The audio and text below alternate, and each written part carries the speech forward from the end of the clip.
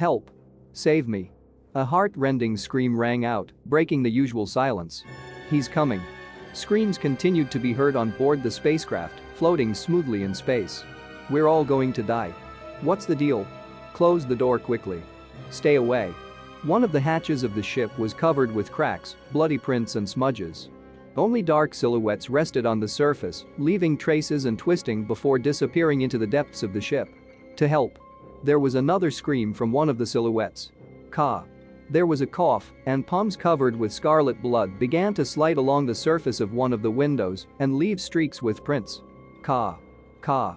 At least someone help me. The victims of a non-existent savior begged. The dark gray bubbling substance seemed to be spreading along the perimeter of the ship, with the tentacles of a sea monster becoming covered with large bubbles.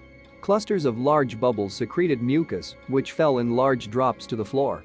Vibrations echoed through the corridors of the shrouded something, and now and then brewing bubbles burst, releasing a black liquid. Another bubble released the liquid again, forming a hole in its surface. But the bubble was not allowed to exist anymore, and someone stepped on it with gusto, trampling the bubble into a dense muck. The muddy surface of the helmet screen immediately reflected the widespread streams of substance covering the walls and ceiling of the corridor. Report to all units on board. An order rang out in the speaker. We're going to the captain's cabin. A group of people with machine guns overweight followed in an even formation from the door deep into the ship. I repeat. All divisions. The commander's voice was heard again from a small screen located on the sleeve of the suit. A small screen of a light blue shade with dancing lines seemed to have descended from an ECG report. This is the captain. One of the fighters spoke. Should we go too? Asked his ally, following on his heels. You must ignore these instructions if you want to save others. One of the fighters spoke. We are moving forward according to the schedule. We have to save as many human lives as possible. Exclaimed the fighter, on whose back the numbers 01 were printed. This is an order. He commanded. Yes, that's right. There were shouts of agreement on the squad. Making his way through the shattered corridor with bloody splashes on the walls, the fighter stopped, listening to some indistinct sound somewhere in the distance. There. Is anyone there? Fighter 01 heard the question, carefully moving further step by step. Help. I beg. There was a plaintive call, and the group of people in suits continued to move further and further. Ka. The fighter slowly advanced, but soon leaned against a wall and decided to look from the shelter to where the voice was coming from. What? For? The stunned soldier exclaimed as his eyes widened in shock. A terrible picture appeared before him. In a room also dotted with gray tentacles, on which bubbles, in the middle lay two large mountains of corpses piled on top of each other, and their faces were distorted by the emotion of horror. How so? One of the fighters muttered, amazed at the picture he saw. Hey. Keep yourself in hand. I decided to support his ally right there, so that the team would not lose morale. We do not lose vigilance. Fighter 01 spoke while his allies scattered a little to assess the terrain. Quickly look for survivors. There. Is anyone there? The voice that the team commander was looking for rang out again, to which he immediately turned around. Get me out. From here. The voice came from under someone's corpse. You won't even notice it right away. Be patient a little. The fighter exclaimed and immediately rushed to help. We are now. But what was his surprise as soon as he saw the victim of the incident? He paused, eyes wide and not daring to blink. To me. It really hurts. Help. Someone lifted the corpses, and a huge head looked out more like a stranger. Two glowing eyes, two rows of sharp teeth, with purple drops of mucus dripping from them. Monster. Stuttering, one of the soldiers of the squad shouted, which immediately surprised the others. But the man did not have time to say anything more when suddenly a clawed paw with 4 fingers grabbed his head like a toy and pulled him towards himself. The other two who were standing nearby were immediately taken aback when they saw the monster that got out. Ka. Ka. Only the captured fighter issued them. In front of them, a monster was sitting on a mountain of bodies, holding their partner with a distended belly. The monster is a dark gray shade, with 3 pairs of clawed hands, 2 long like a spider, and 1 pair of small ones, as if he is to some extent a descendant of a Tyrannosaurus rex, with a long ribbed tail at the end of which there was either a claw or a sting. His head was also a match for the body, rather big, with an elongation on the head like a squid triangle. Predator. Small white eyes with a black narrow elongated pupil. 2 rows of sharp teeth, like a piranha, covered with brown blood. The enemy is on the horizon. Fire. Exclamations of fighters were heard, and laser discharges of bright green color immediately flew from their weapons. But it was not there. The monster was much quicker and masterfully dodged the barrage of fire. The monster, like lightning, quickly slipped between the shots and was getting closer to them every second. He scratched his skin to the brush, which formed 4 scratches of a bright green color. One wave of the paw, and now a green liquid in an amount of considerable size, flew out of the scratches towards the soldiers. The soldiers did not have time to react, they were only surprised by what suddenly began to fly in their direction. Acidic blood. One of the soldiers exclaimed. The monster's blood was indeed like acid. The green goo got on the hand of one of the fighters and immediately began to burn through his suit, and steam rose into the air. God! The second one exclaimed. It hit him on the helmet, having eaten it up to his face, and on his hand, from which only a set of snow-white knuckles remained instead of a brush, even without any traces of blood. Calmly. One of the fighters who had just run into the thick of things exclaimed. Inject the medicine immediately. Suddenly, a green beam of a shot immediately flew in his direction. Ah! He was immediately thrown to the ground, only breathing and screams echoed on the ship. Ah! Ah! When the emergency care is completed, go to the medical office. A voice sounded in the speaker. Ugh. The helmet was half smashed. It was impossible to open my eyes. And blood was flowing from his temple in thin streams. He could only see how the monster held the human body of one of the allies with 3 pairs of paws and 8, starting from the head. The body of another lay right in front of his eyes. A head with an open mouth, in which many teeth are no longer in place, one eye is so bulging that it looks like it will fall out, the other eyeball has already fallen out, and lies next to the closed eye socket, connecting with it only with a thin rope of vessels. God! The man who regained consciousness and saw this picture exclaimed. Damn it! That thing! Thought another, lying not so far away. The same fighter with the numbers 01 on his uniform. His helmet was also broken and only fragments were sticking out, and in his hands, he was holding a kind of black ball with glowing blue markings. He wanted to use it on the monster. When suddenly a monster grabbed the fighter's hand with its paw, from which the man dropped the object. With the other limb from the row of shorter legs, the monster waved his index finger from side to side, making it clear that it was better not to do this. SHHH. The monster made a sound. Some kind of light pink substance appeared on his shoulder, from which many tentacles went up. The substance suddenly flopped to the floor and crawled towards the soldier with a half-broken helmet.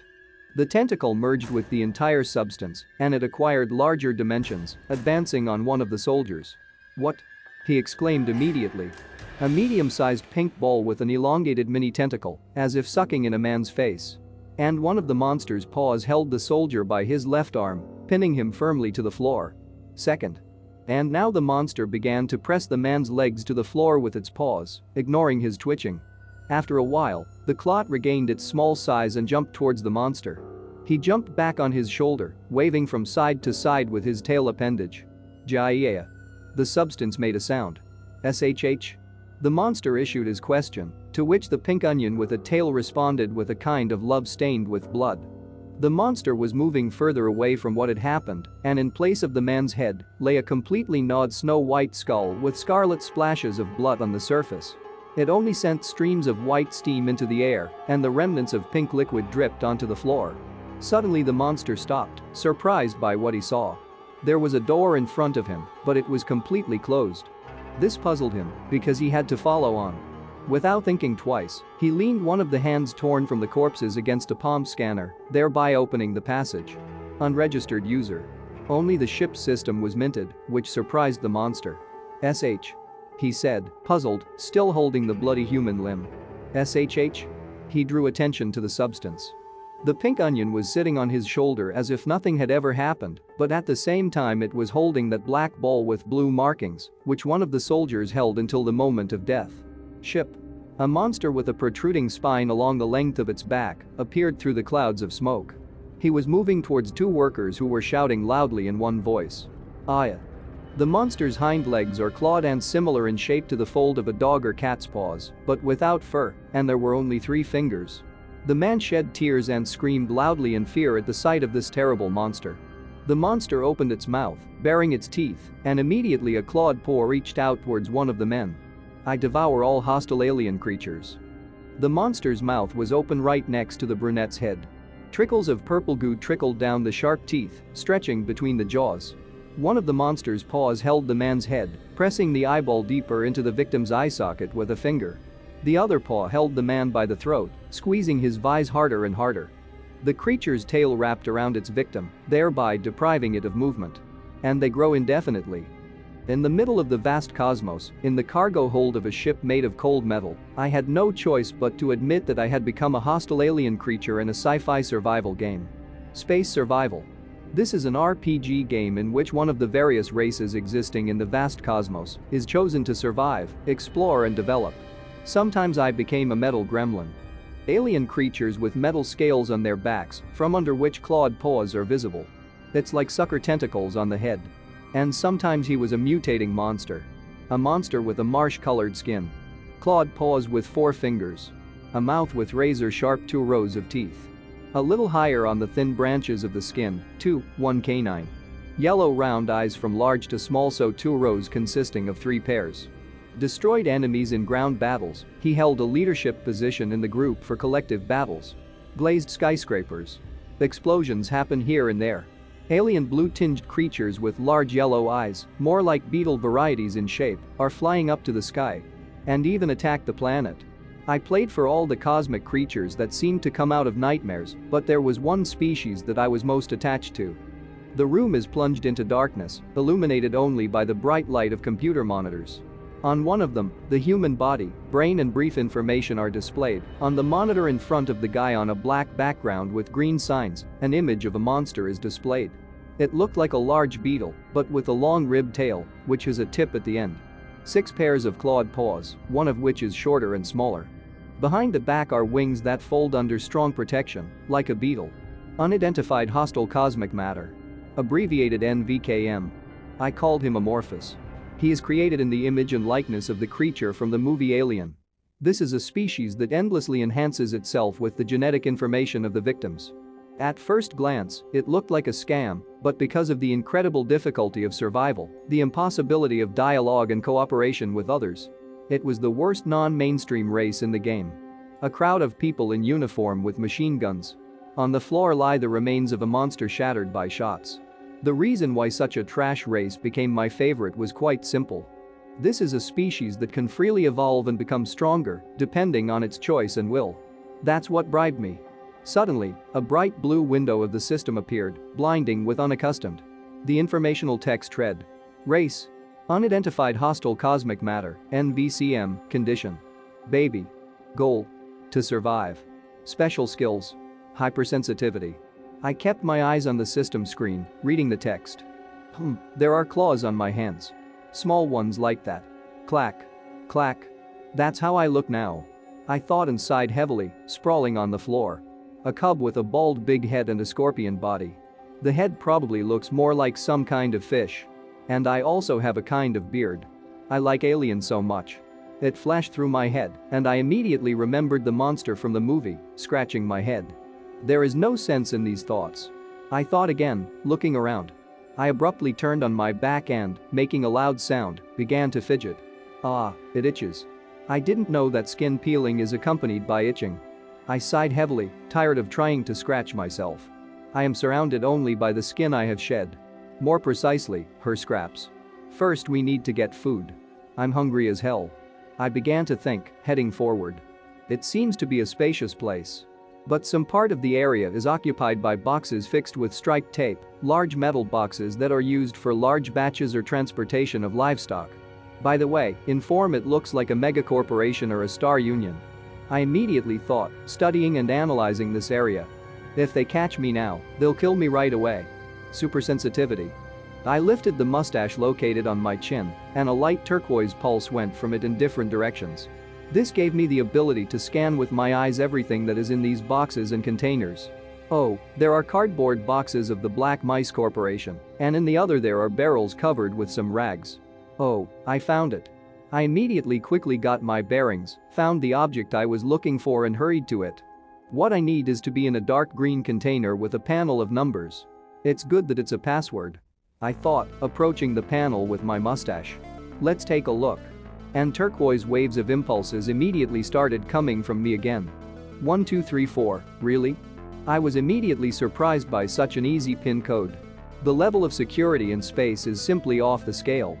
I entered such an easy code, and with the steam escaping after vacuuming, the lid opened.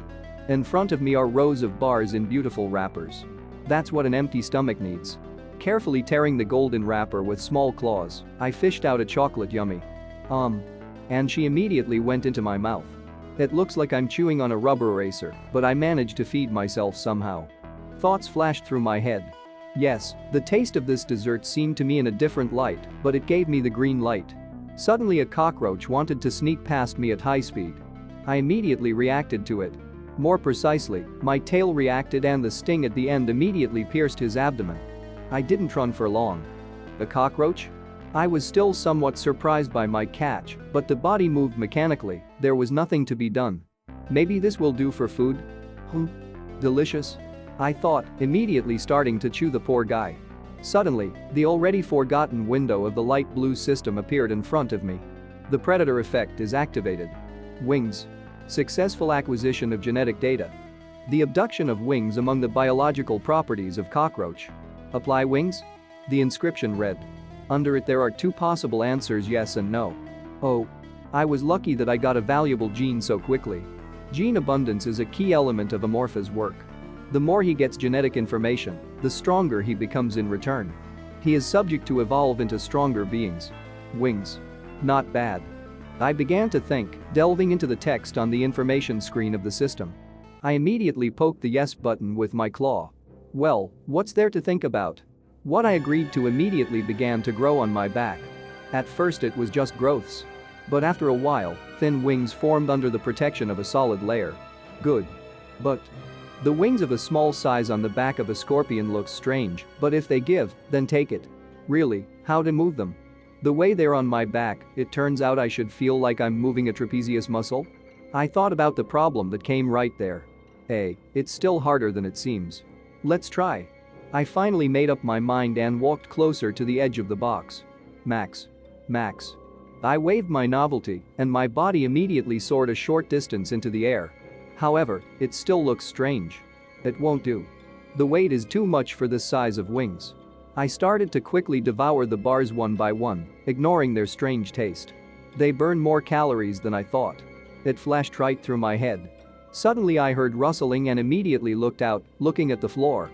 Cockroaches were running very fast on the floor. So to speak, in packs. In order to use the wings correctly, you need to have the necessary abilities. It flashed through my mind while I was eating another bar, watching the animals. The first goal has been set. Once, the sting pierces the cockroach's body. Crunch. 2, it goes right into my mouth. A clear liquid flows down from the sting my drool after I remove the cockroach from the sting. This is my 20th. I thought right there, counting my victims. Is it really to no avail again? It tastes like a doll. I was thinking, eating another one. As suddenly in the air, the light blue system window appeared again. The text in it read race. Unidentified hostile cosmic matter, NVCM, condition. Cub purpose. To survive special skills. Hypersensitivity, wings, chitinous shell. Chitinous shell. Protection increases with increasing level. I thought, studying the new information. Protection increases with increasing level. This is a good ability. I need to provide strong survivability characteristics, but it's not as easy as it seems. Scratching my head, I thought, and immediately sighed dejectedly. Survivability is a characteristic that slows down aging by reducing energy consumption.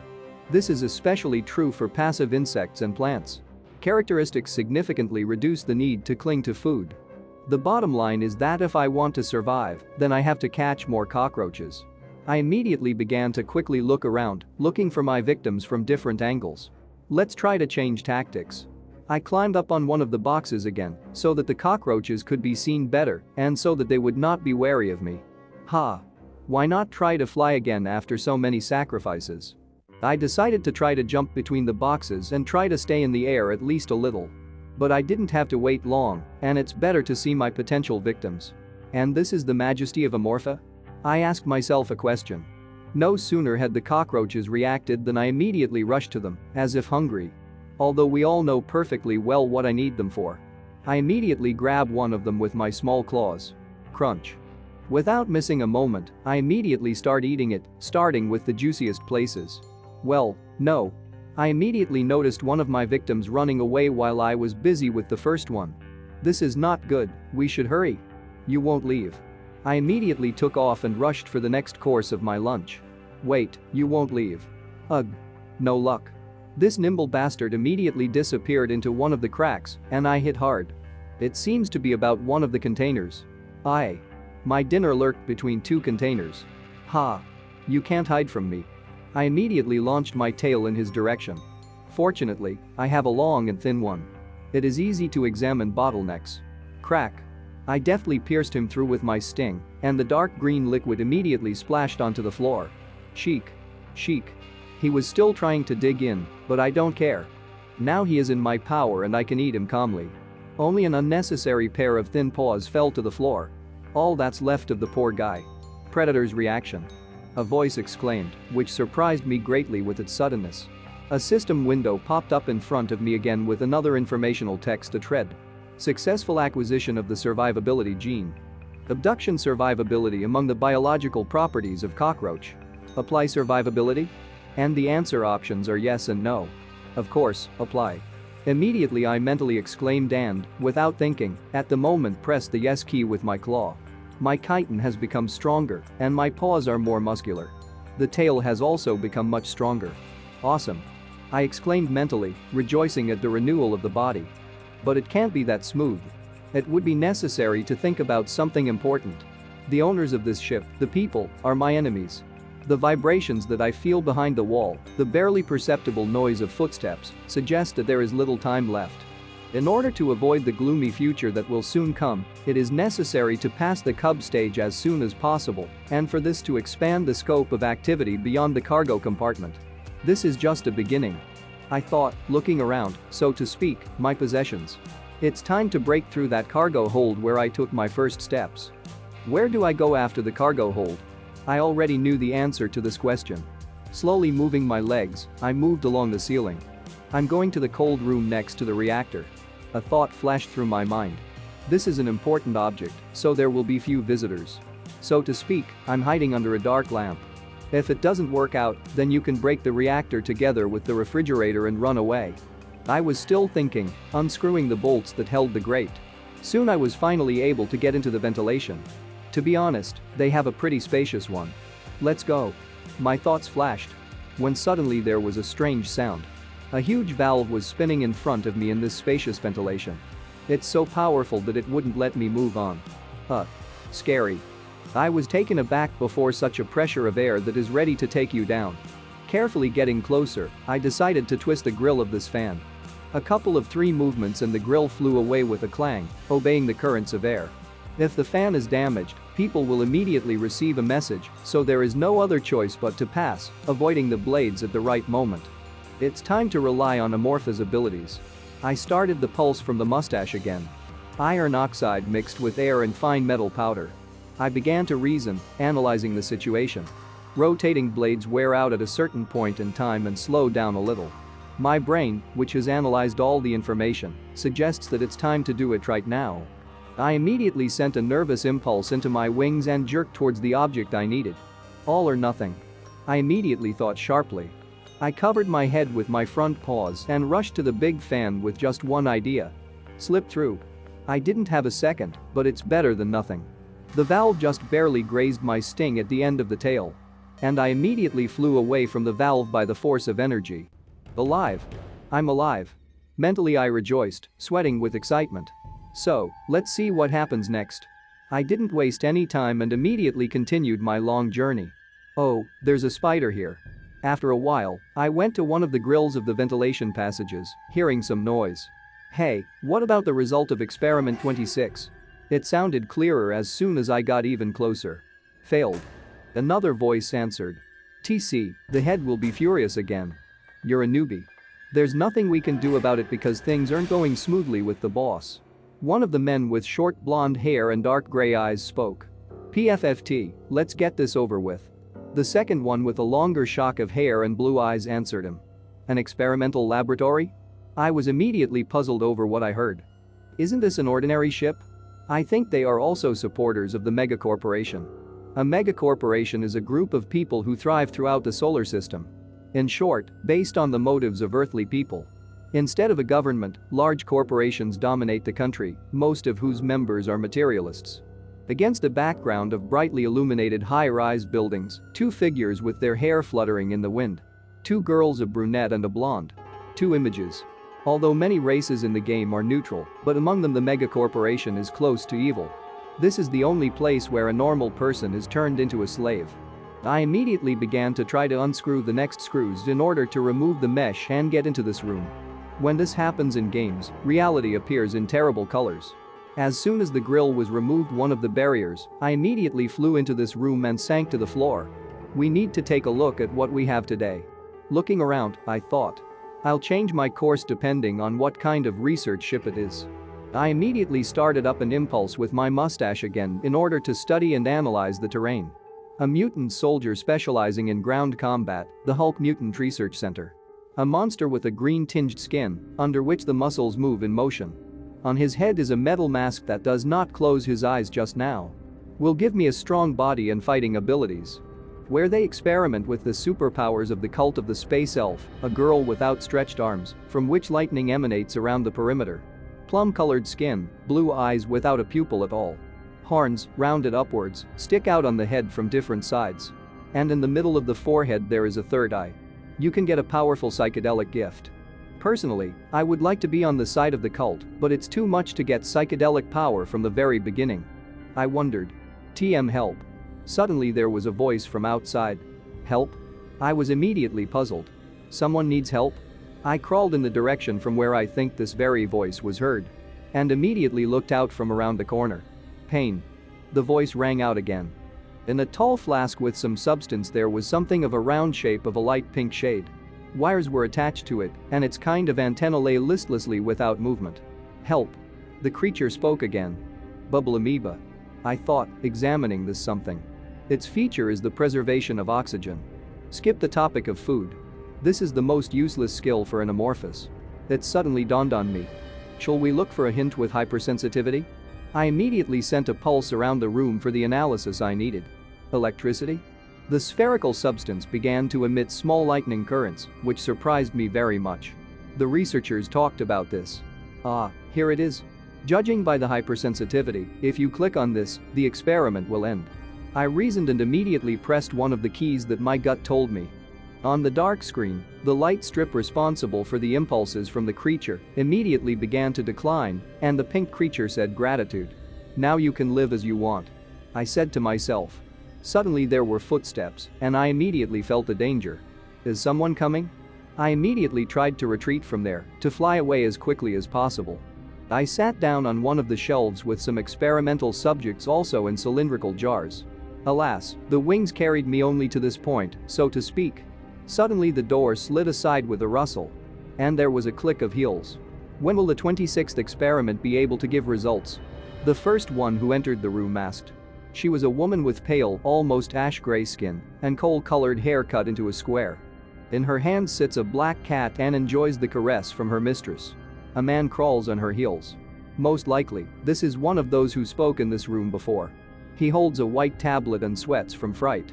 Well, or she's a sick important person that he's so afraid of her. There is progress at the moment, he mumbled, but it needs a little more time. Time is money. The woman snorted, turning sharply in his direction. I need to report the results to the company before I arrive at my destination. If you are unable to achieve the desired result, the company may reconsider the fact of your work and location here. The man was taken aback by this abrupt action and almost threw the bottles off the shelves. Looking back, he clenched his teeth harder from fright. Behind him on a shelf in a glass flask floated a skull with sprouted hair from the inside. KHK? Please don't. The employee screamed, and the boss's gaze only coldly slid aside. Senior researcher, Mr. Adiway. She spoke calmly as she walked forward. The man followed her only with his eyes, sweating more and shaking, as if a horde of insects were crawling over his body. Why yes? Of course, I don't want such results either. She said, walking up to the main cylinder with a pink ball of substance. I am also looking forward to them from a senior researcher. If you can achieve this compliance with Experiment 26, then the position of Chief Scientific Officer will no longer be such an illusory dream. She did not take her eyes off the experiment while her furry pet was peacefully licking himself on her hands. "Q, are you sure?" the employee immediately exclaimed. "Yes. At least, the chief researcher, if everything goes well this time. Maybe we can cooperate with Mars," she said. "They are very interested in this project." But in response to her speech, silence and the man's frowning eyebrows followed. "K. How about going to Ionium?" Finally, a senior employee has become emboldened. "Ionium?" The girl was taken aback when she heard this and thought about it. An awakening drug produced by the Star Union," she muttered, stroking her cat. "This is a drug that we have never tried. There are a few more." The man started, but the boss interrupted him. "I went through all the possible ingredients." Looking at the creature behind the glass and not taking her eyes off, she continued. "All that's left is Ionium." "Good." She agreed all the same. "Act right now." "What?" "Yeah." The man was immediately taken aback, covered with a new perspiration from excitement. If he doesn't assimilate the neutralizer, it will interfere with the life support system. This is a situation where the results of the study should already be known. The woman spoke. "True, but..." The employee wanted to say something, but the boss interrupted him again. "I think you should understand the seriousness. I watched all this, hiding behind their experiments in bottles. And it seems to me quite successfully. Yes. I'll do everything." The man mumbled, and his fingers ran over the keys of the keyboard. "First I'll give him 0.100 milligrams. 0.300 milligrams." The spherical substance immediately began to shake from the impulses that were let through it. 0.500 milligrams. There was a reaction. "Now 0.700 milligrams," said the man, and the ball went in waves right there. "Wait. If there is a reaction, you can increase it even more. Enter everything you have," the woman said, quite chuckling at the result. "What?" The employee was immediately taken aback. "It's not much." He immediately began to mumble. "Get out of the way." She immediately pushed him away and without hesitation pressed one of the keys. Of the three greens, one turned yellow under her pressure. And along the thin tubes that are attached to the substance from different sides, some small particles immediately rushed, as if illuminated with violet light. Enough. The creature was screaming, which was being violently electrocuted. Painfully. But his voice was heard only by me, but not by these crazy scientists. "Help!" the creature exclaimed again. "Help!" While the creature was suffering and crying out for salvation, the head of this laboratory looked with pleasure at all this and smiled quite broadly. "Pain. You are welcome." I felt terribly sorry for him, but how can I help him? Painfully. "Help." And soon the creature fell silent. The woman chuckled, considering the result of the experiment. An interesting result. We need more interaction with Experiment 26. In front of her, the same creature was floating in the flask, but no longer an elastic pink ball, but a twisted one. He has more tentacles and they are all different sizes and uneven. "Are you okay?" the employee mumbled. "Yes, let me know if there are significant results," the girl said, walking to the exit door and still stroking the cat. "Sure." The employee only mumbled in response and bowed. Suddenly the woman noticed something out of the corner of her eye. She turned around abruptly and looked at the place where I had been sitting before. Phew, a little more and maybe she would have noticed me. Who knows what would have been waiting for me then. Not seeing anything that interested her, she chuckled and went on to the exit. Just as she turned in my direction. Thoughts flashed through my head and sweat broke out on my face. It's a shame. I don't like all this. Clacking my teeth, I summed up what I saw. It's decided. The clatter of heels on the iron floor receded down the corridor with every second. You'll be dead in a few days. It was either some kind of laboratory or a starting point. Thousands of tubes connected the devices and lined the walls, ceiling, and even in some places on the floor. In the middle of the room there is a hole of considerable size. Tubes also descended into it in a circle. I decided to try something and tried to collect saliva in my mouth. A jet of green liquid immediately shot into the wall. So, let's go. I decided, having thought out a plan of action for the near future. I probed the area with the help of an impulse, which I immediately sent from my mustache. Every part of the ship feels like one with my body. I began to analyze the data, focusing on the impulse. Whoever owns the information owns the world, that's what I need to win the war. I made myself a sleeping place out of saliva. My identification marks are also hung here and there throughout the pipes. Find out where and what the enemies are doing. Where to go. All information, including negotiations, is delivered to me through liquid through all channels. On the fourth day of amorphous life, my nest was ready. Having built a nest, I walked back and forth between the nest and the cargo hold for several days, catching and eating cockroaches with spiders while having time to peek and collect information. It comes at the same time. I thought, watching through the ventilation grate. Her name is Eugene Kisaragi. He is the head of the research team on this ship. A tall girl in a white suit, wearing a blue turtleneck. There are armed soldiers on both sides of her. Although she is weak in body, she is the most important figure on this ship. And poses an immediate danger to me. There was a case when one of the test subjects managed to escape. 4 columns in a row, but alas, one of the glass columns is broken and empty. While other researchers were confused, she managed to catch the experiment. A large creature as tall as a man. There are a lot of appendages on the head with mini claws at the tips. On the chin there are 2 ossified whiskers also with small claws at the ends. By creating a special tracking device for 2 hours. It's so strange, but at the same time so good for a person. I wondered. Does she have the makings of psychedelic power? This is a unique skill inherent in all races. A power similar to superpowers such as psychokinesis, telepathy, and mental control. However, it is very rare among mankind to meet an individual born with psychedelic potential. Regardless of her talent, this is a situation where armed soldiers are always right. I reasoned, already being in my cradle and eating bars one by one. How to get there? Suddenly a system window appeared in front of me. It's been a while since he's been seen. The text on it read. Race. Unidentified hostile cosmic matter, NVCM, condition. Baby goal. To survive special skills. Hypersensitivity, wings, chitinous shell, survivability, paralyzing sting, new, a paralyzing sting. I repeated mentally, studying all the information. This is the perfect skill for a weak me. I kept thinking as I devoured the bars one by one. With this, you can easily defeat at least one adult. A large drop suddenly formed on the sting and fell to the tip of the sting. The duration of the poison is 5 minutes, but this is quite enough. In any case, I have to create a 1-to-1 situation to use the sting, but it's not easy because the soldiers are always in sight. I was upset by this thought alone, continuing my meal. I don't think I'll get an answer if I just think about it. And if there is a chance? With 2 bars in my claws and a third in my mouth, I hurried about my business. Well, maybe, I can't miss a chance. I went back to the room where experiment 26, as they called it, is located and looked around the corner. Joy. Said the substance, a voice that only I can hear. I crawled closer to the flask and paid attention to him. You seem much better than yesterday. I brought food again. I said it, so to speak, and handed him 2 bars. Meal. His voice rang out immediately. I crumbled the candy bar into the equipment compartment. And small particles immediately began to ply through the tubes connected to the pink ball. Delicious. The creature uttered and immediately seemed to glow with happiness. Bubble Amoeba has no special abilities in the game. I began to think, watching this process. She is the only one who is different, having the simple features of another race. Oh, come to think of it, she raised her cat. Suddenly it dawned on me. And if you think about it, she has a great affection for him. I immediately remembered with what love she stroked her pet.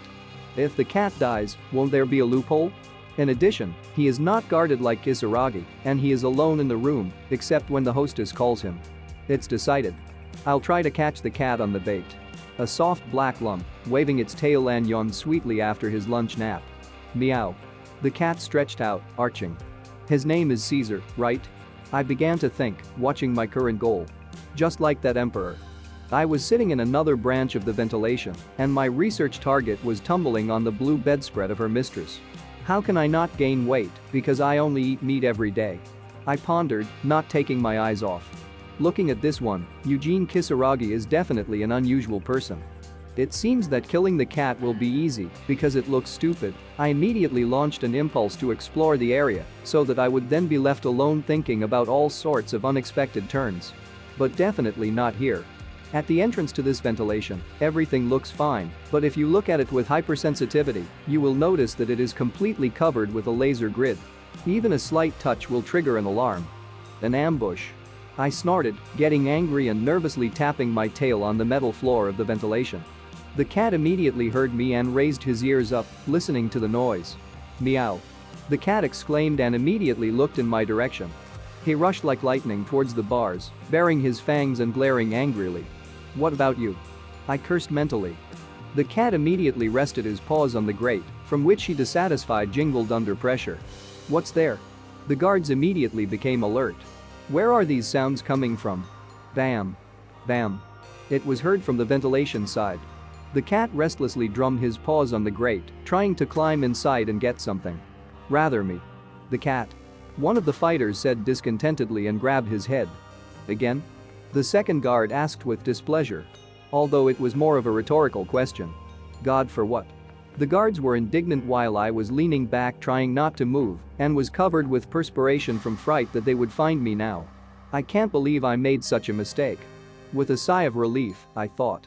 Attracted attention with his tail. Wait a minute. Suddenly, a thought struck me like an electric shock.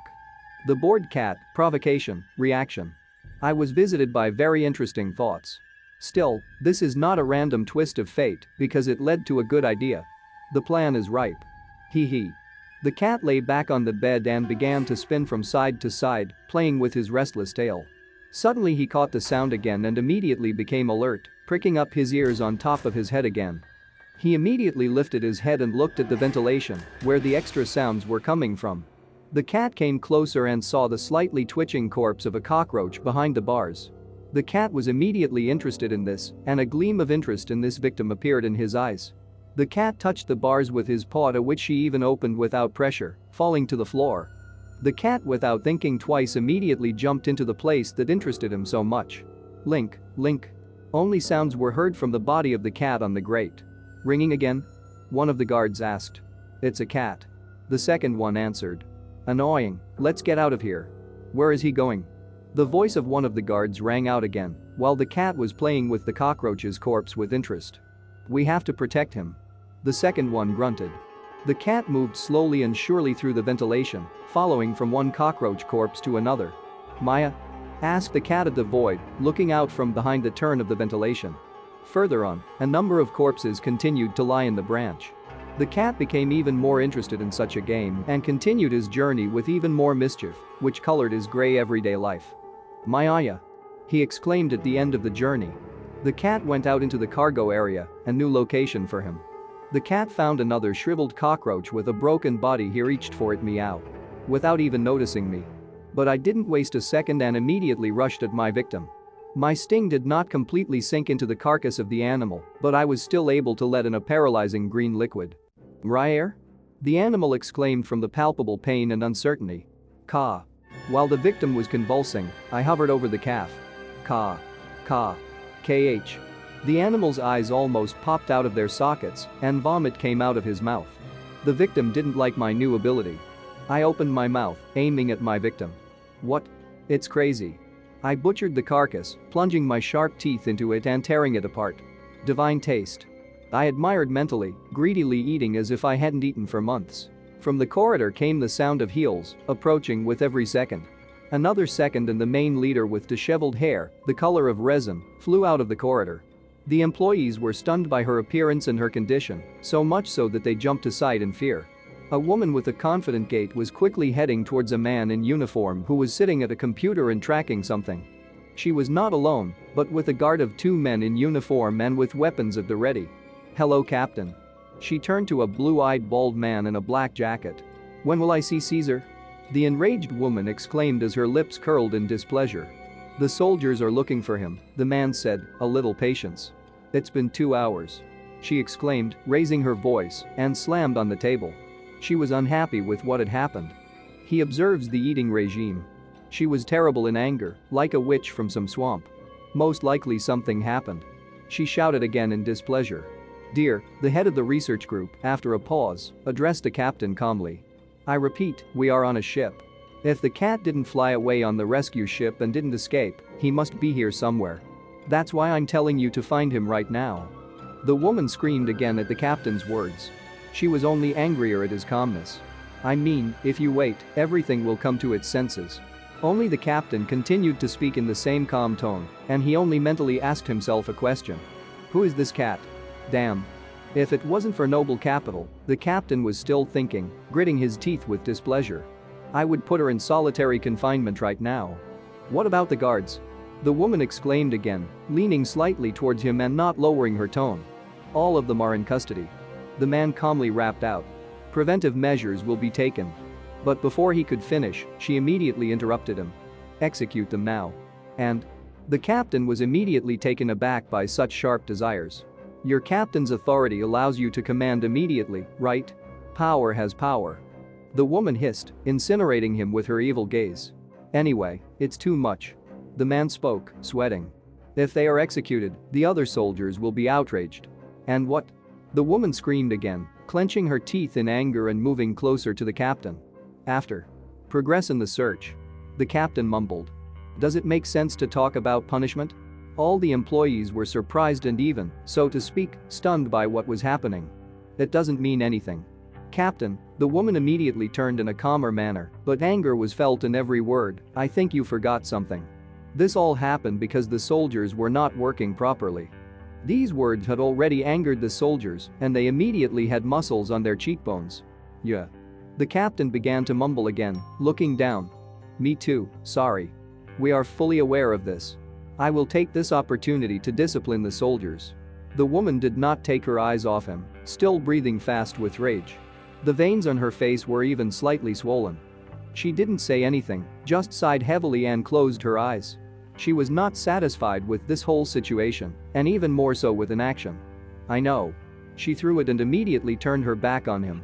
I'll be back in 2 hours. But if nothing works out by then, she said with the same anger, only for a moment turning in the direction of the captain. You'd better leave the position of captain. She left the room, leaving an unflattering residue and spoiling the whole mood. Damn. The captain exclaimed and slammed his fist on the table. Where can he be?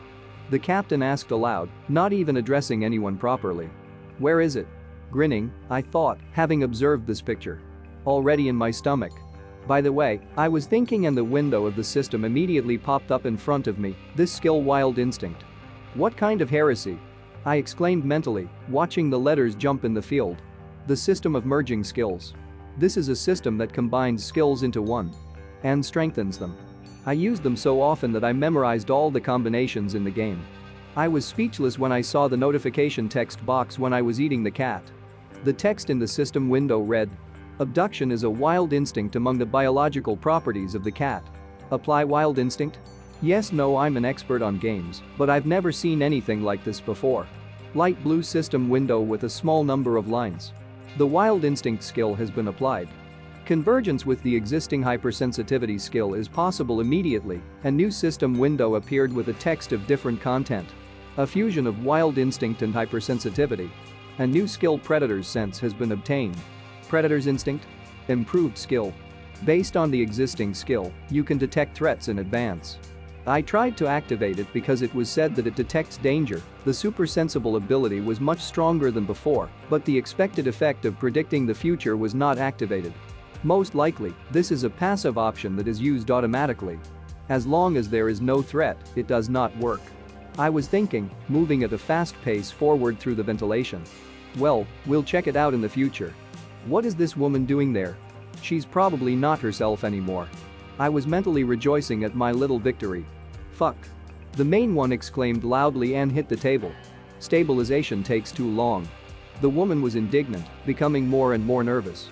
As expected. I snorted, watching what was happening. The type of person who is sensitive to what is dear to him. If they are deprived of this, they lose control of themselves. And the second goal was also achieved. I mentally summed up the result and smiled contentedly, rejoicing at what was happening. Exactly. The division between Eugene Kisaragi and the soldiers. This created a big rift between her and the guards, who initially did not like the cat.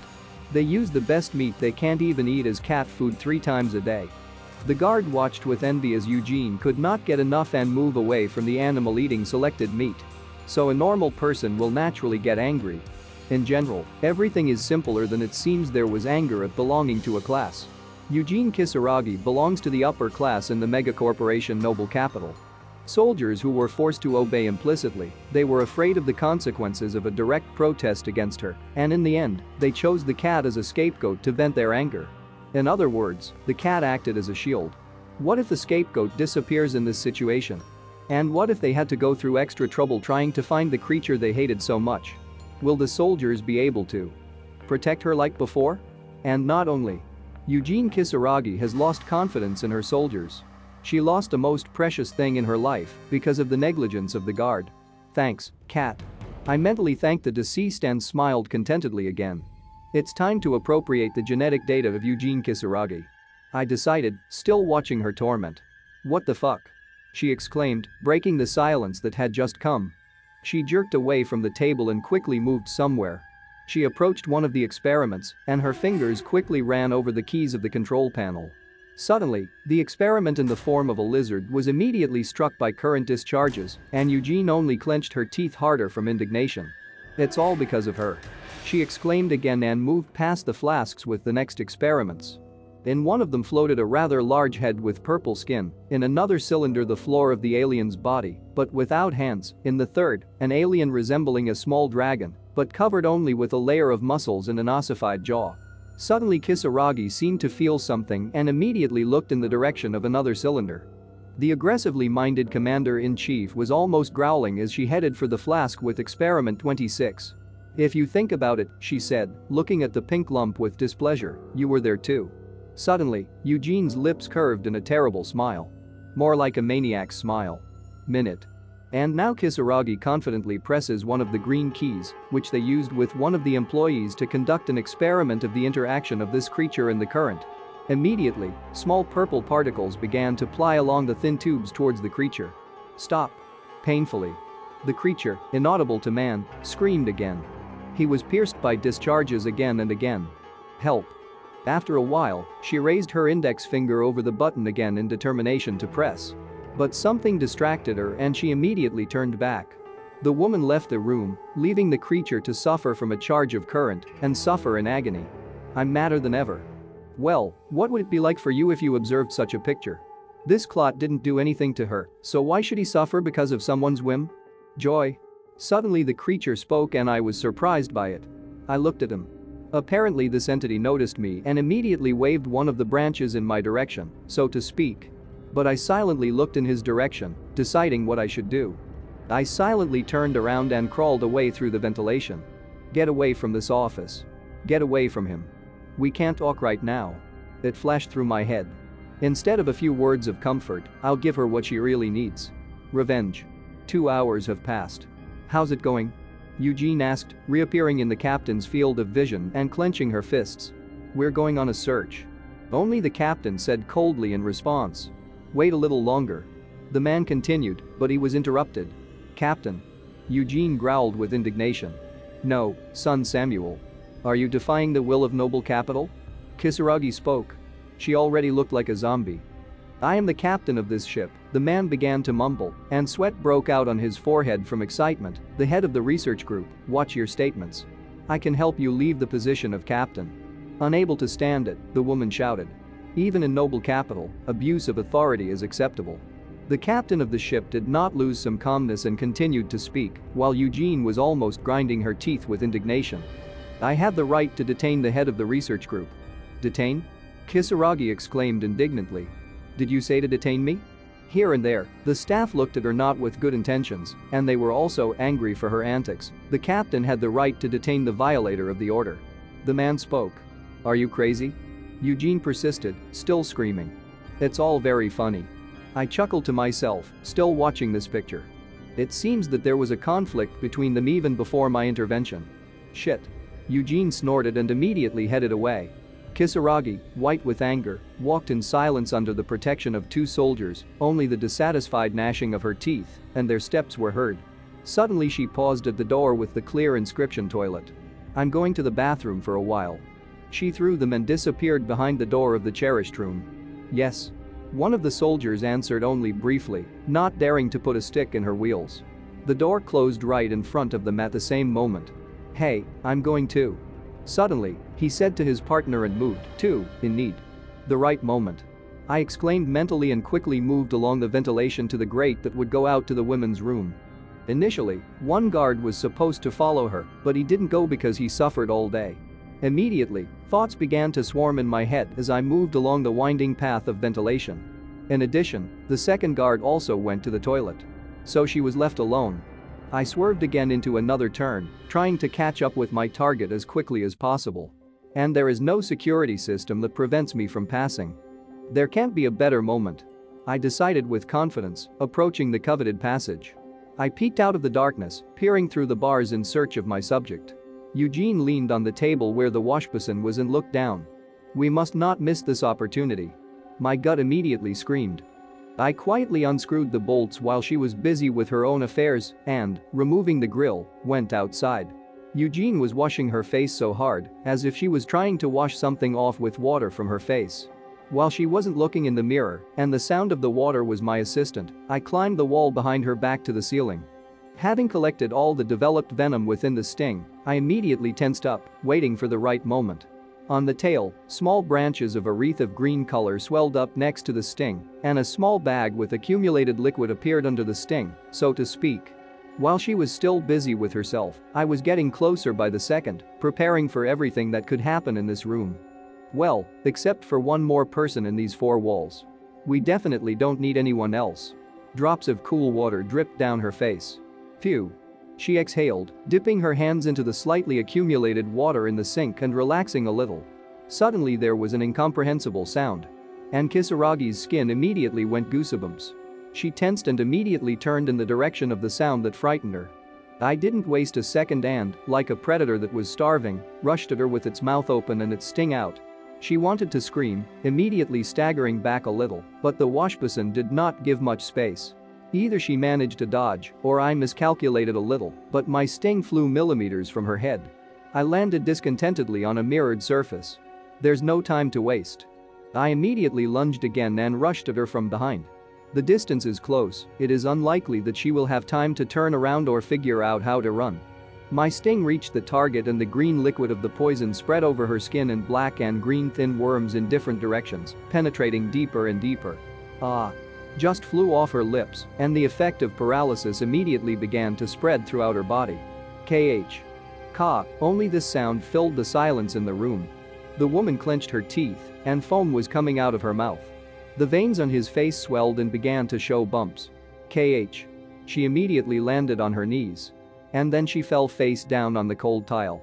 A viscous white liquid dripped onto the floor. It was dripping in big drops in front of her face. In front of her paralyzed body. I could barely contain my animal hunger in front of such a tasty morsel. My view was blocked by a veil that was intoxicating, and I could not think soberly. I was only hungry, and she was my lunch. What is she thinking about now? A thought flashed through my head, and I myself opened my mouth already a millimeter from her face, preparing to have a snack. Does he feel fear from what he saw? He's probably experiencing it. Her eyes are so bulging and her teeth are clenched to a squeak. It's the look of a cornered victim. Is he angry at what is happening? Or is he afraid of death? But it doesn't make sense anymore, her death is imminent. Burn in hell. I tasted her flesh and there was no stopping me. At that moment, I felt like her genetic information obtained from the blood through the stomach by blood vessels reached my brain. And then I realized that one of the guesses contained in my subconscious turned out to be correct. Suddenly, a system window with text appeared in front of me. The cub individual conditions for evolution are met. Do you want to evolve? And the answer options as usual are yes and no. I waited. I rejoiced mentally and opened my mouth, covered with the blood of my victim, contentedly.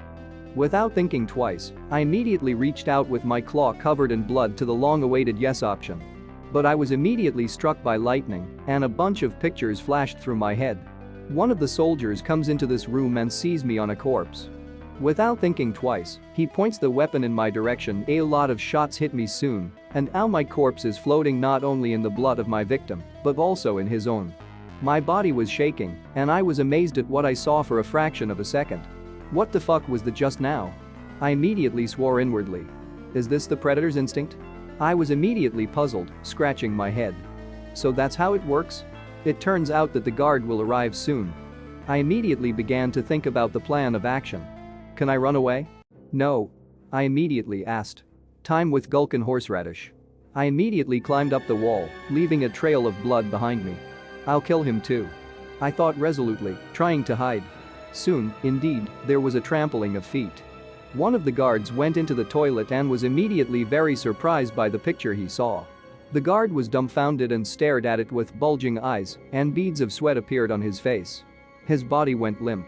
In front of him lay the body of the murdered Kisarage, and not far from him was a head with eyes rolled up and saliva still dripping from his mouth.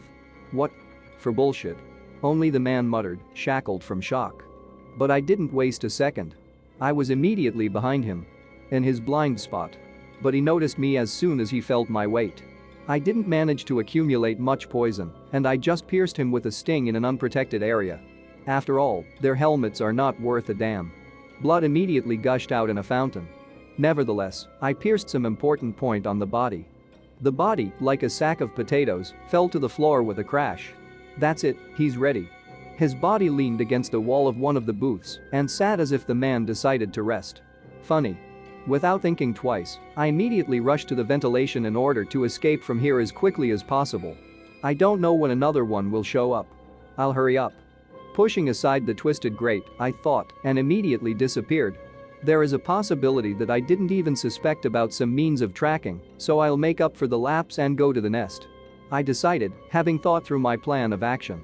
I sat in the nest and studied the area with the help of impulses and tuned into the right wave, as if meditating. It's all clear. I thought and looked around once more. Good. Let's go. I finally made up my mind and confidently pressed the yes option with my claw. The text in the system window immediately changed. The evolution process is activated. The cub is an individual. My claws seemed to vibrate, or rather there was some kind of itching. But it wasn't for long, just a fraction of a second. And now large drops of viscous liquid appeared on it, which did not even really drain, but only appeared here and there. I immediately tensed up. But this muck started to appear from everywhere and block my visibility zone. She covered my head with decent streams of discharge, and I completely drowned in her. Then the slurry solidified at the same moment. She became like a cocoon, inside of which I was. I'm like a butterfly. More precisely, a caterpillar in a cocoon. Surprisingly. Did the embryo's memories look like this? I was puzzled, being in the warmth of the slurry. I feel like a completely different being. The slime is pulling something else out of me. I thought, and my chitin crumbled into particles and lagged behind the skin. I want to open my eyes and see how it happens, but I can't. Control over the body is lost, because now I'm in a cocoon. I did what I could. It flashed through my head, and hundreds of bubbles came out of my mouth. It remains only to wait. The nest, consisting of many pipes creeping along the walls with green slime stuck to them, plunged into darkness. Only one ray of light slightly whiter than usual fell on my cocoon in the center of the nest. Soon the slurry began to harden, which was on the pipes, and small particles began to fall on the cocoon. A little time and a vibration passed through the cocoon. Another moment and a deep crack appeared in the middle of the cocoon. Purple-blue skin appeared, prehensile paws covered with transparent viscous liquid, like someone's snot. I first rested on one of the paws, then on the other, in order to get out of my tomb of evolution. I stood on the remains of the evolution slurry that was left to line the bottom of my nest. Columns of steam were coming from me, and I was already more massive than before. Oh, now I don't have claws, but normal paws, with which you can normally take something at any moment. There are more teeth, they are already larger than the previous ones and no less sharp. I straightened up and let out a low cry, as if clearing my throat. My nest is far away and no one will hear me for sure. Head of the medical team, have you determined the cause of death? The captain spoke, folding his hands under his chin. Yes, if you look with the naked eye, the medic said, analyzing his reports. The cause of death is a blow to the throat. It seems to have been done with a small saw, the man continued to tell the information, puzzling the others sitting. But I think I'll find out only after a detailed examination. Detailed inspection. Does that mean we have to do an autopsy? The captain concluded the result. What would you do? After the silence, the doctor was puzzled. Ugh, damn it. The captain swore and sighed heavily, still straining those present. The captain hid his face with his hands and spoke. I don't know. Head of the security system. The captain turned, covering his excitement. How are things with the search? All the surveillance cameras on board were checked, but nothing special was found. The information was minted by a tall man with light hair color. The main suspect, a security guard, is currently being interrogated. Do you think he's a criminal? The captain asked, which immediately strained the head of the security system. If we rely on the information we have today, I don't think so. A man with blonde hair held the answer right there. Let us know as soon as the results are available. The captain spoke. They were all scared and stressed by the current situation. And so, the captain spoke and immediately squinted at the empty seat at the table. You all know what happened recently in the lab. The captain continued.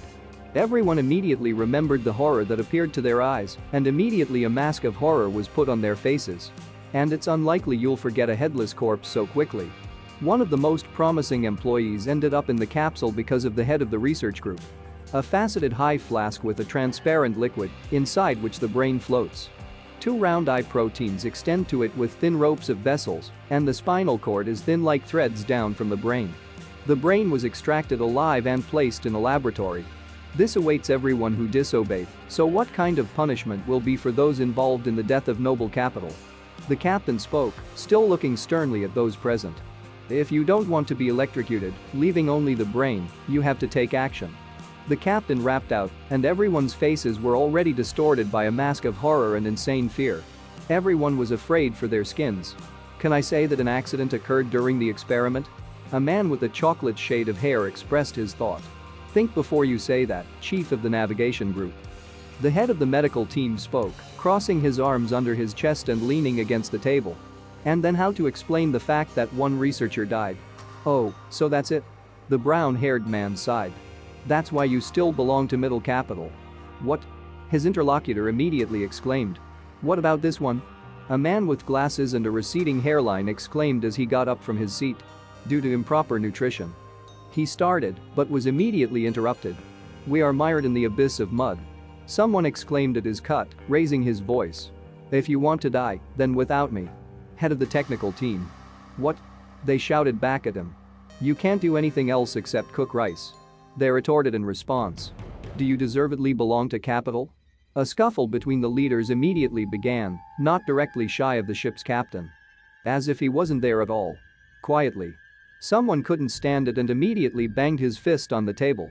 The disturbances only aggravate the situation. Exclaimed a dark-haired man with a yellow tinge of eyes and a scar crossing the lip line. Everyone immediately stopped at the place where they were. The heads of medicine and navigation stood rooted to the spot, while the head of the technical team beat up his interlocutor. Captain. The brunette turned to the man in the center of their table. Now we are near the planet C08. Is something wrong? The captain of the ship asked in response. C08 is the space dog's zone. The brunette explained. Do you want to make it look like the puppies caused trouble? The captain voiced, trying to understand the train of thought of one of his subordinates. Yes. Confirmed the interlocutor. Let's pretend that we were attacked. Space dogs. A man with a bald head like a billiard ball was thinking. Space dogs are one of the main enemies of megacorporations, as they roam the cosmos and rob.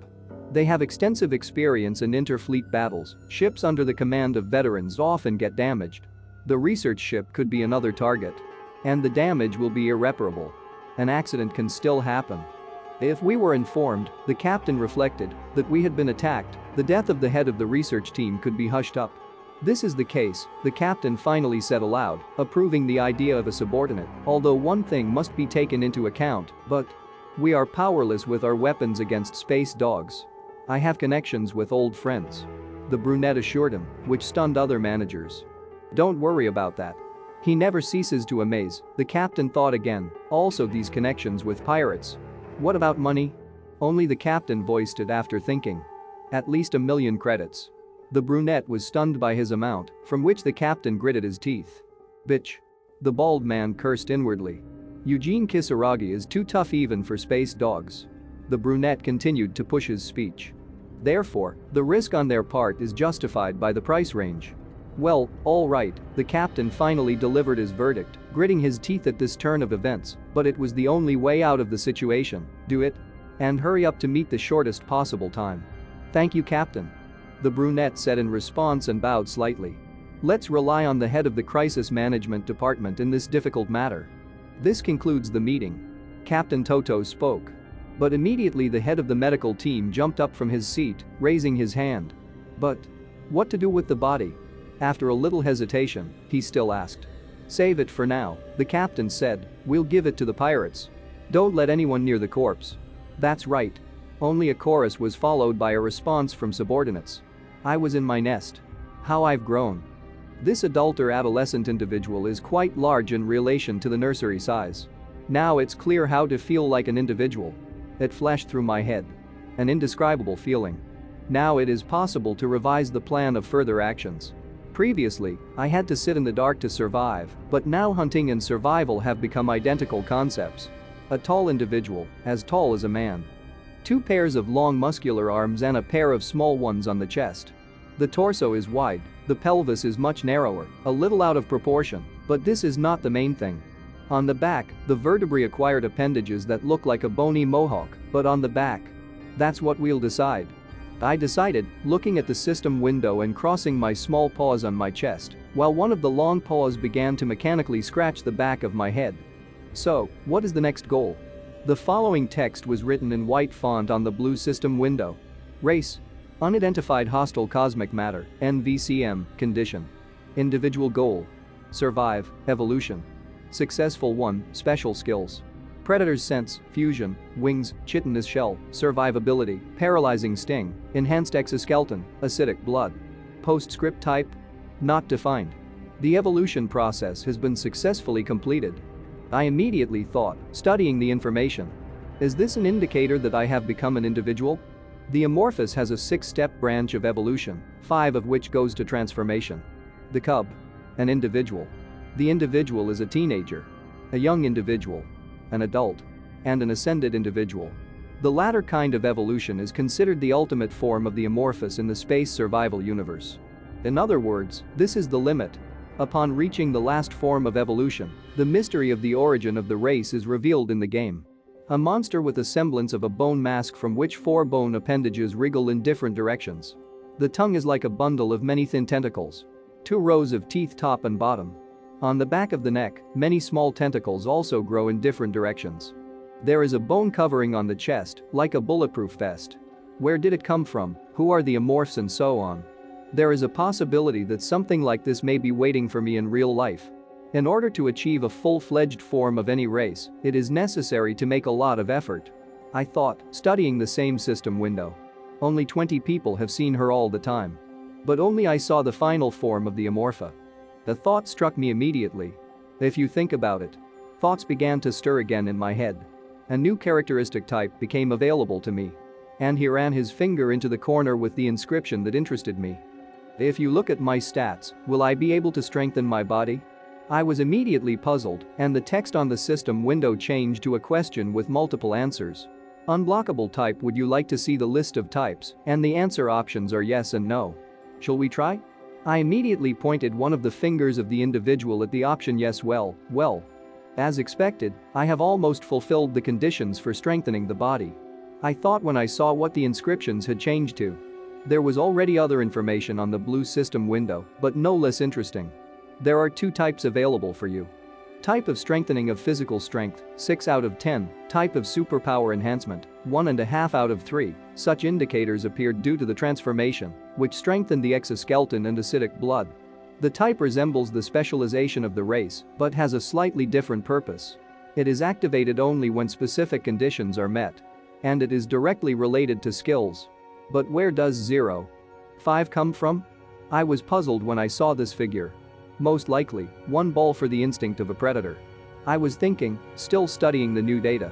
I no longer have the skills that would be suitable for. I was thinking, mentally recalling my meals. Spiders, cockroaches, a cat. There doesn't seem to be anything suitable. I absorbed everything I could.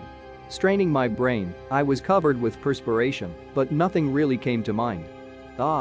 Suddenly it dawned on me. I understood. Eugene Kisaragi. I've tasted her flesh. And I immediately remembered this woman with a cold gaze piercing through. So my guesses were correct and she had psychic abilities. I have to get this power. Time to find a corpse. And I immediately rushed to the place I was looking for, climbing the pipes. It was not difficult to remove the ventilation grate. But to get through them. Ventilation airlocks are now terribly inconvenient to move. It sucks. Suddenly I felt a subtle smell. He was familiar to me, or rather, I immediately recognized the smell of what I was feeling. The smell of rigor mortis. A thought flashed through my head and I followed his lead. Hovering over the room from which such a wonderful aroma was coming, I looked through the ventilation grate. And here he is. As soon as I opened my mouth, drool immediately began to drip from my mouth. It feels like I haven't eaten for a very long time, and now they are beckoning me with a delicacy. Morgue. A thought flashed through my head again. It's like a buffet, by God. What could be more wonderful? The dead man's cell is right below me. There was barely audible music playing in the guy's headphones. On one of the boxes there was a sort of name card or just a signature, in order to determine who was immersed in his longest sleep. Eugene Kisaragi read one such inscription. Above the plate is a screen on which an eyeball with an iris and a pupil is displayed in high magnification. Suddenly, something began to fill the room with boxes. The boxes with the bodies were fenced off by a glass wall. At a table almost in the center of the room sits a brunette in a snow-white medical gown and searches for something or reprints in the database, but he is deaf to external sounds that break the silence. Music was still playing in his headphones, which was muffled for me. Suddenly the smell intensified and it strained, so to speak, the observer of this place. What's that smell? The guy was puzzled and, taking off his headphones, followed to the boxes with the bodies. A picture appeared to his eyes that terrified the brunette and he could not move. What the? Only he said. His attention was presented with such a picture as a burned hole in the floor surface from which such a bad smell was coming. The edges of the hole are covered with green slime, which slowly flowed down. I was under the ceiling and watched what was happening, like a hunter after a victim driven into a corner. Acid? The morgue supervisor was surprised and perspiration appeared on his face. From where? Recovering a little from the shock, he looked over his shoulder. Thoughts ran chaotically, but went in a more or less correct direction. We need to call security. But I didn't give him that privilege. I immediately rushed at this kid as soon as he had time to be surprised. Hey! My sting immediately pierced through his head. And the body immediately, like a sack of potatoes, fell to the floor on a puddle of spreading brown liquid. Opening the box, in the distance, I saw the open feet of the corpse of the victim I needed. I pulled out the shelf on which it rested. And with a deft movement of his clawed paw, he pulled off the snow-white sheet. Here it is.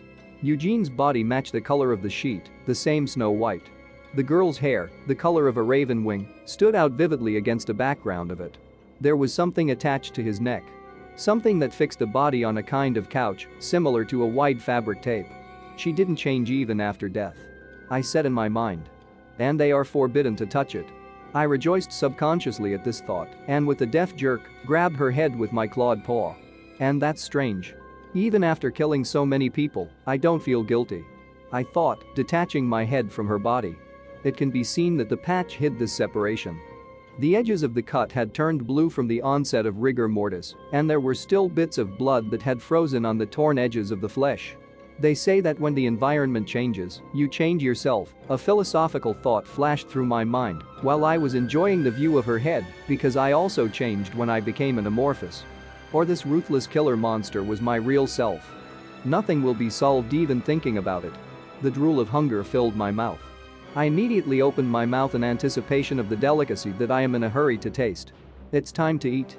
I immediately bit, first into her head, then into her flesh. Tearing into pieces and enjoying the taste of his silent victim. To survive, you have to keep killing. Such is Morph's life and his ability to adapt. After death, it will rot and become a breeding ground for nature. So if she's going to be my nutrient, is that nature's providence? Suddenly I got something on the tooth. Something hard and metallic, but it definitely wasn't blood. I opened my mouth in disbelief. A small round device lay on my tongue and was highlighted in blue. Is it from the heart? I took this metal roundel in my left chalk paw and decided to examine it. I don't understand what this thing is for. Maybe she had heart problems. I was immediately puzzled, squeezing hard and thereby breaking the device into small pieces. I was immediately startled by the system window that suddenly appeared. As expected. Eugene Kisaragi had psychedelic powers. On the blue screen, the text read. Predator effect activated. Extrasensory perception. Successful acquisition of genetic data. Abduction of extrasensory perception among the biological properties of man. Apply extrasensory perception? And the answer options are yes and no. What is it? I was puzzled when I received new information. Amorphous can use psychedelic power without supernatural abilities. I was thinking, reading the text of the system window and scratching my neck. And it's nothing to me. I will not think negatively. I decided and immediately pressed the button with the answer option yes. To get the type, I still have to accept. Suddenly, from the elongated layer of my head, many tentacles of medium length and thickness of a burgundy shade burst out. So this is what the amorphous looks like. I thought, feeling my new acquisition with small paws of the first pair of limbs. Interesting. The predator's sense is always activated suddenly. I reasoned, starting on the second, but fresh corpse. Fortunately, it can be useful in combination with other skills. I finished with Kisaragi. I took the man's corpse by the hand and put his palm surface to one of the digital screens on the boxes, but you can still have a snack and security. The guards have some very delicate taste. Maybe because they have a lot of muscles, it feels like I'm chewing hopchin. I reasoned, savoring my victims. But I was distracted by a premonition. A premonition of danger. I immediately distracted myself from eating and turned in the direction from where I felt bad. Changing of the guard. It came to my mind. There aren't many people on the ship in reinforced protective gear. They passed their suit to another. I thought. It was as if I immediately saw them in front of me. So that's what the new ability is. One helps equip the other. The third stands with a gun at the ready and watches. Well, or just waiting for them. Will they change the doctor too? I was immediately puzzled. When the replacement comes, he will certainly notice it. I immediately looked at the corpse of the doctor leaning against a wall in a sitting position. Because this is the space age. Of course, they will think that the monster is also here. And I imagined a lot of people dumbfounded by fright and harsh reality. I'm not strong enough yet to start an all-consuming war with the members of the ship. I was puzzled over the upcoming. Furthermore, I need something that can stall for time until I get strong. It suddenly dawned on me, changing the course of my thoughts on the situation. Well, it was in the morgue. I thought, squinting at the hole in the floor from which a fetid aroma still emanated.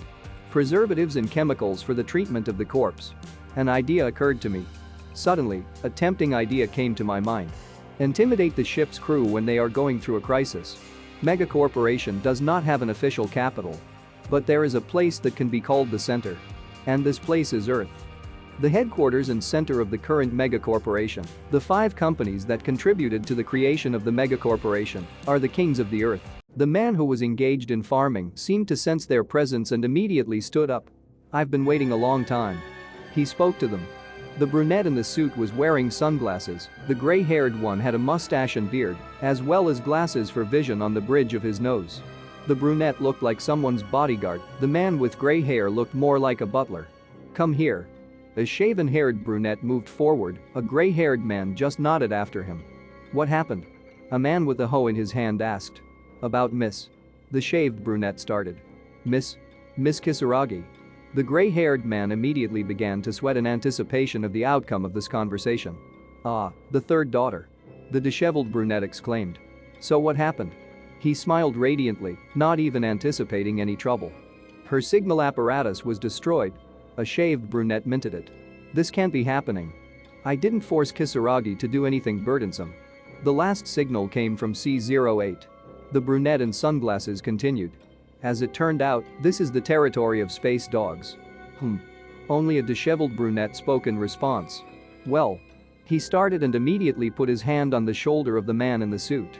Less than a minute later, a shaved man was hit in the head by a strong fist from Eugene Kisaragi's father.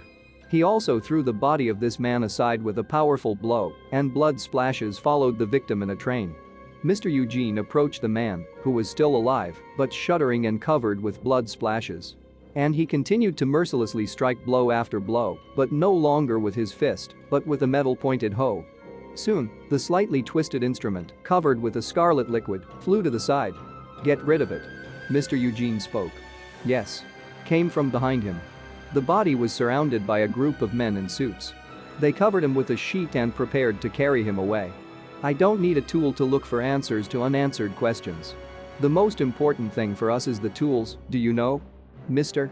Eugene spoke, clasping his bloody hands behind his back. Yes. I'll be careful. One of the men spoke in response and bowed. 1 billion credits went to Kisaragi's upbringing. This is equivalent to the cost of developing a new battleship. Mr. Eugene spoke and put his hands in his trousers pockets. I made her do a genetic modification to improve her genes. Can some pirate touch this child? I wonder who dared to harm the beloved Eugene family? Wiping the blood from his chin, the man continued to ponder. The captain of the ship Kisaragi was on board was Yuzin Samuel, right? Yes. The white-haired man answered, lowering his head. If this is the Samuel family, Mr. Eugene continued to reason, throwing back the rag, the Titan satellite. That case is gaining an interesting turn. But that's not his job. Edgerton's child is a coward. The brunette said with a smile. He doesn't have the guts to get his teeth into the Eugene family. Ah. He exhaled and abruptly turned to the gray-haired man. What do you think, old man? I think Jan intervened. The man with glasses spoke. Huh, you're thinking the same thing I'm thinking. Kisaragi's father chuckled. Tane and Edgerton seem to be fighting for control of Jupiter, but in fact they are in cahoots. Because Edgerton's credits come from Jan. This snake is ready to take the lead on the board of directors, you know? Kisaragi's father spoke. Yes. The gray-haired man replied. Chamberlain, the owner of Tian, holds the position of CEO, in other words, he holds the throne of the owner. Yes. Mr. Eugene agreed. I am afraid, seeing that this insolent fool is resolutely aimed against me. Kisaragi's father immediately laughed. And just as abruptly stopped, changing emotions to more serious ones. We have a reason, so we will strike first. Tell your family about it. The brunette gave instructions. Yes. The gray-haired man said, and immediately bowed. C-08 was enveloped in a shadow. Kisaragi's father spoke. Contact them and figure it out. I understood. The white-haired man's reply came again. The bloody wind is blowing. It flashed through his mind. Yuzin Samuel and those suddenly raised his voice, breaking into a cry of a brunette aged who had anything to do with the ship. Bring each of them to me. The one who destroyed my assets, the man continued without slowing down the timbre, deserves to die. He was terrible in anger, especially still in his clothes covered with the blood of the bad messenger. Clouds of steam were floating around. They were present all around the perimeter of the square, surrounding people from different sides. The whitish steam hovered in the air and did not dissipate. This? Gritting his teeth in anger, the captain said.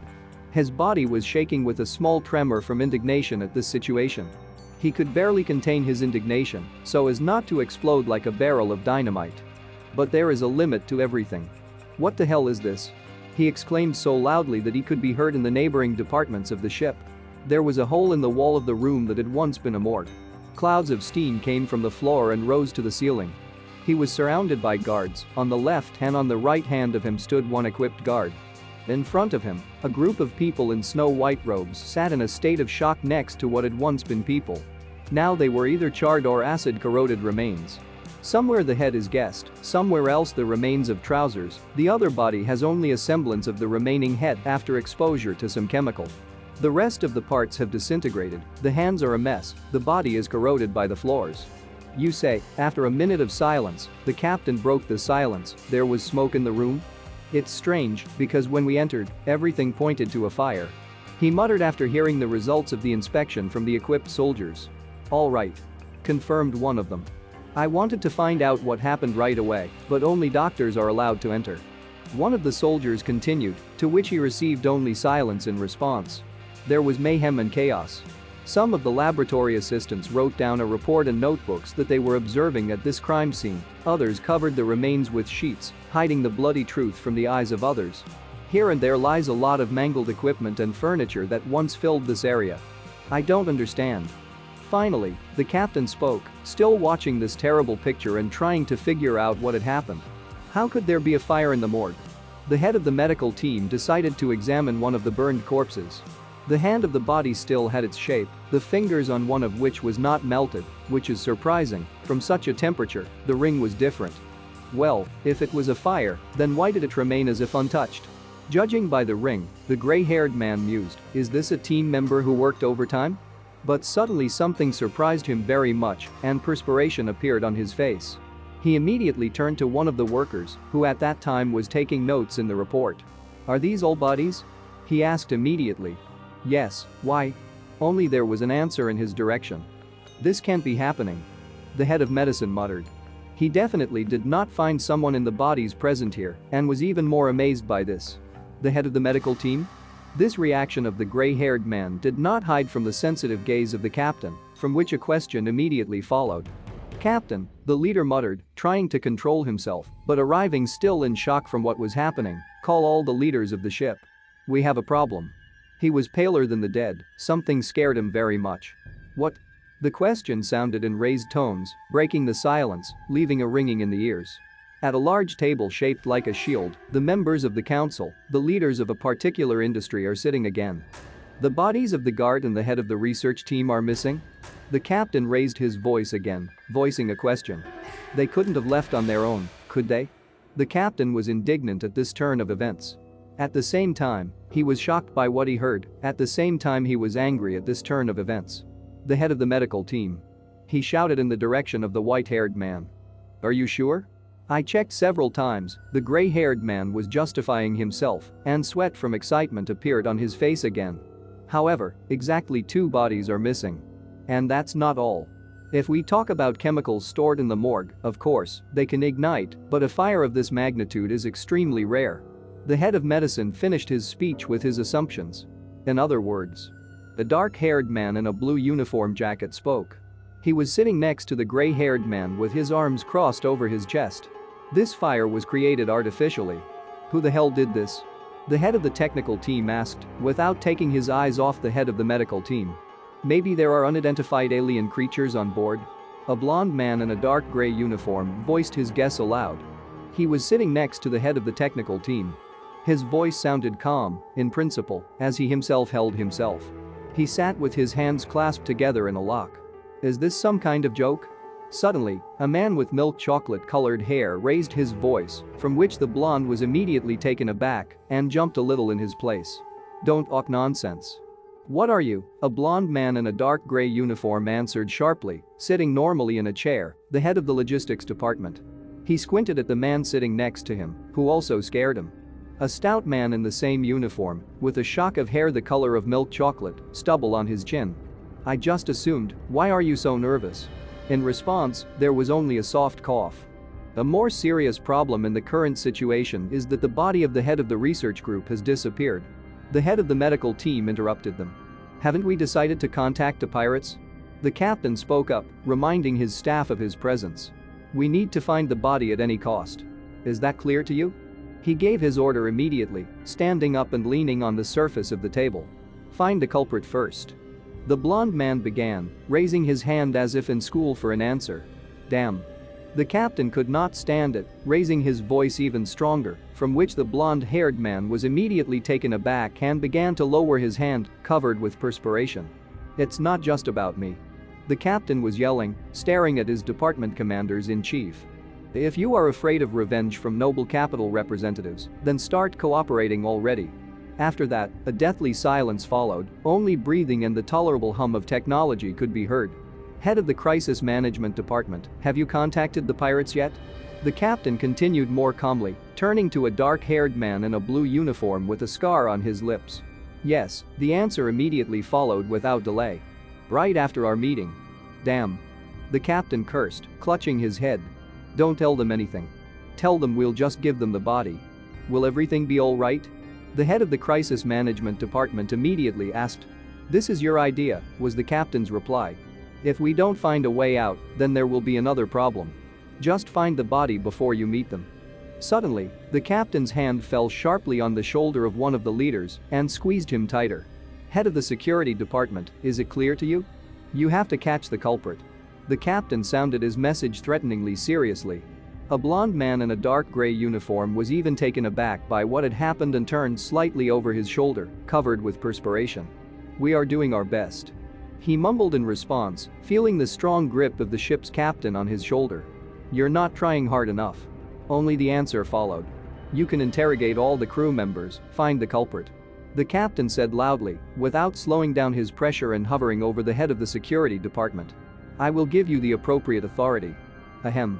We will definitely find the body," said one of them while I was watching this picture through the mesh of the ventilation hatch. "I believe," the captain replied. "What an interesting picture after all. The plan worked." A thought immediately flashed through my mind and I smiled contentedly, baring my sharp teeth. How easy is it to hide your identity and intimidate your enemies? Set a fire. Who would have thought that an alien creature could set a fire in a morgue? I found a cabinet with a lot of test tubes of different colors from dark yellow like bees to ordinary red and green. They were all filled with chemicals that helped me in this difficult task. They stood in an ordinary cabinet behind a thin fragile edge of glass. Such is the protection of dangerous chemicals. The toxic substance was created from a mixture of chemicals on my finger. I made a small incision, and drops of green viscous liquid appeared on the surface of the plum-colored skin. And a couple of drops of acidic blood. Everything went smoothly, the flames took care of the corpses, however bright scarlet and orange flashes of fire immediately flooded the room, filling the space of the room and black acrid smoke at the same time. I didn't think it would be about aliens. I thought and lay down comfortably. My soul sank into my heels. The captain must have lost his mind to decide to contact this space junk. I continued to reason, still watching what was happening. It seems to be this man. My gaze fell on a brunette in a blue uniform jacket with a black rectangle on the back. The head of the crisis management department, however, I will check it later. Who knows, maybe he's in cahoots with the pirates. Pirates are of different races, so I can get a lot of gene essences, however, an assault can reduce the number of genes I can get on this research vessel. I was thinking, still watching the people already going to their offices. Anyway, I'll make a decision when I find out how good this space junk is. And I suddenly caught something with my location. This guy. My attention immediately switched to an equally interesting character of this entire human team. A heaviside man with a short bob haircut and a stubble. He walked, looking down at the floor and saddened by something. Exactly. Isn't it the head of the logistics department who denied my existence? He has nothing to do with the situation, so why did he say that? The man seemed to feel someone's presence and immediately began to light up on the sides in search of the stalker. He went to a small screen and immediately put his palm so that the device could count his fingerprints. Cargo hold? The door hissed open, letting him into the room. He is the head of the logistics department, so visiting the cargo hold is normal for him, I thought, trying to keep an eye on the intended object, but his alertness looks unnatural. What did he have hidden, since he reacted like that? I approached the hatch grating, the branch of which opened into the cargo compartment, so that it would be more convenient to watch my pig. Wait a second, what is this container? I noticed the location of a large container whose doors were blocked by steel bars attached to the frame. There was also a small screen on the container, which they used to identify the person in order to get somewhere. A kind of combination lock. The trail of the head of the department ends here. Fingerprint scanner and ID card login system. The security of this container is higher than that of others. I was thinking, still looking at the thing interesting to me. Its walls are so thick that I can't find out what's going on inside, even with the help of extrasensory perception. There must be something very important hidden there. I was even curious. I was thinking, putting my finger to my chin, interested in the container. Initially, I was going to eliminate the head of the medical team, but I changed my mind. My next target is this man. Ka. It's time to get drunk. Someone exclaimed and noisily put a faceted glass on the surface, causing the cloudy liquid to jump in the container and spill a little on the table. Head of department, you've had enough. A thin boy spoke, looking in the direction of a heavy man. They were together at the bar and drinking something. One more. The head of the logistics department muttered, handing an already empty glass to the bartender, a gray-haired man with a thick mustache, peacefully wiping a glass bottle. Why are you sweating so much? The skinny kid spoke up again. What has been happening lately is difficult to call life. A thought flashed through the head of a fat man while he was bringing another portion of alcohol to his mouth. He was really covered in sweat, and it's not clear whether he didn't like the temperature of the ship or whether he was very worried about something. Maybe you shouldn't have trusted a colt dealer on the black market? Mentally he asked himself, remembering the pictures of the past. How he himself, standing in front of the merchant, listened to a resident of another planet, a creature with a lilac skin tone, small horns, blonde hair cut into a square, in a black hoodie, and with a small curtain covering half of his face. In front of her, her product was presented like a half-open pistachio, between the shells of which an unknown brown viscous something. She said they were found in ancient ruins. I decided that this could be used to make money, that's why I brought them here. The man began to think again mentally. And in the subconscious, a picture of the past surfaced again, how he delivers a container with the help of a transportation device and looks around. We agreed on a deal, secretly loaded the eggs on board. Everything was fine. But one day, when I decided to drink, one egg hatched. Once again, a thought passed through his mind. And the picture of the past was replaced by another. A blue container with small cells containing glass tubes with metal edging at both ends. In one of the cells from the cylinder, only fragments and the shell of an alien egg remained. If the container had been tightly closed that day. He was thinking again. The present time. A man wanders down the corridor after another binge to his room. "Who's here?" He exclaimed into the void and immediately turned around, peering if there was anyone nearby. But there was no one behind him. Only an empty long corridor filled with oppressive silence. He stood still for a while, listening to all the sounds that could suddenly be heard, but the silence was broken only by his rapid breathing due to increased excitement. Damn. Well, since the fuck was used before, then why not? He just muttered to himself, trying to calm down a little at this moment. It sucks. He cursed again, and his body increased sweating from excitement. Suddenly, he felt some strange smell suddenly surrounding him in this space and immediately tensed up. It seemed to make him dizzy, and in principle it could not help but strain him. That was all quiet without any hints of something, and then suddenly there's a strange annoying smell. Suddenly, out of the corner of his eye, he noticed that something had penetrated the ventilation. It has a long tail and powerful hind legs, similar to the paws of some animal. But what is strange, the skin is purple. He was immediately seriously frightened by this. What?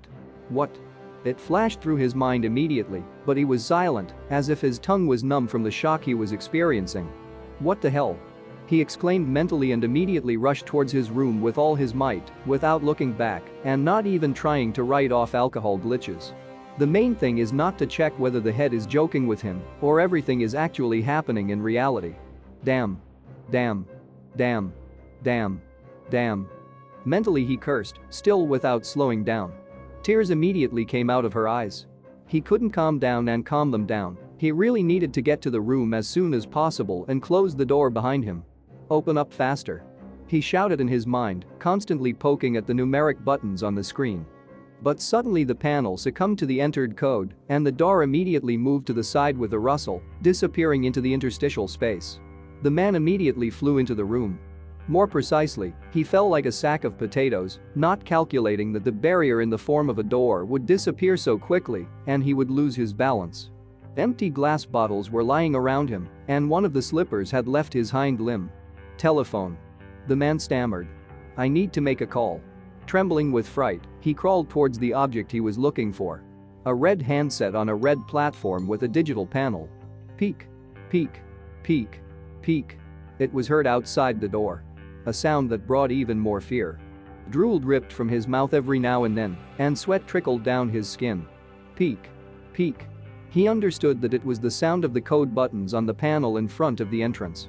The number of digits in the code was getting smaller.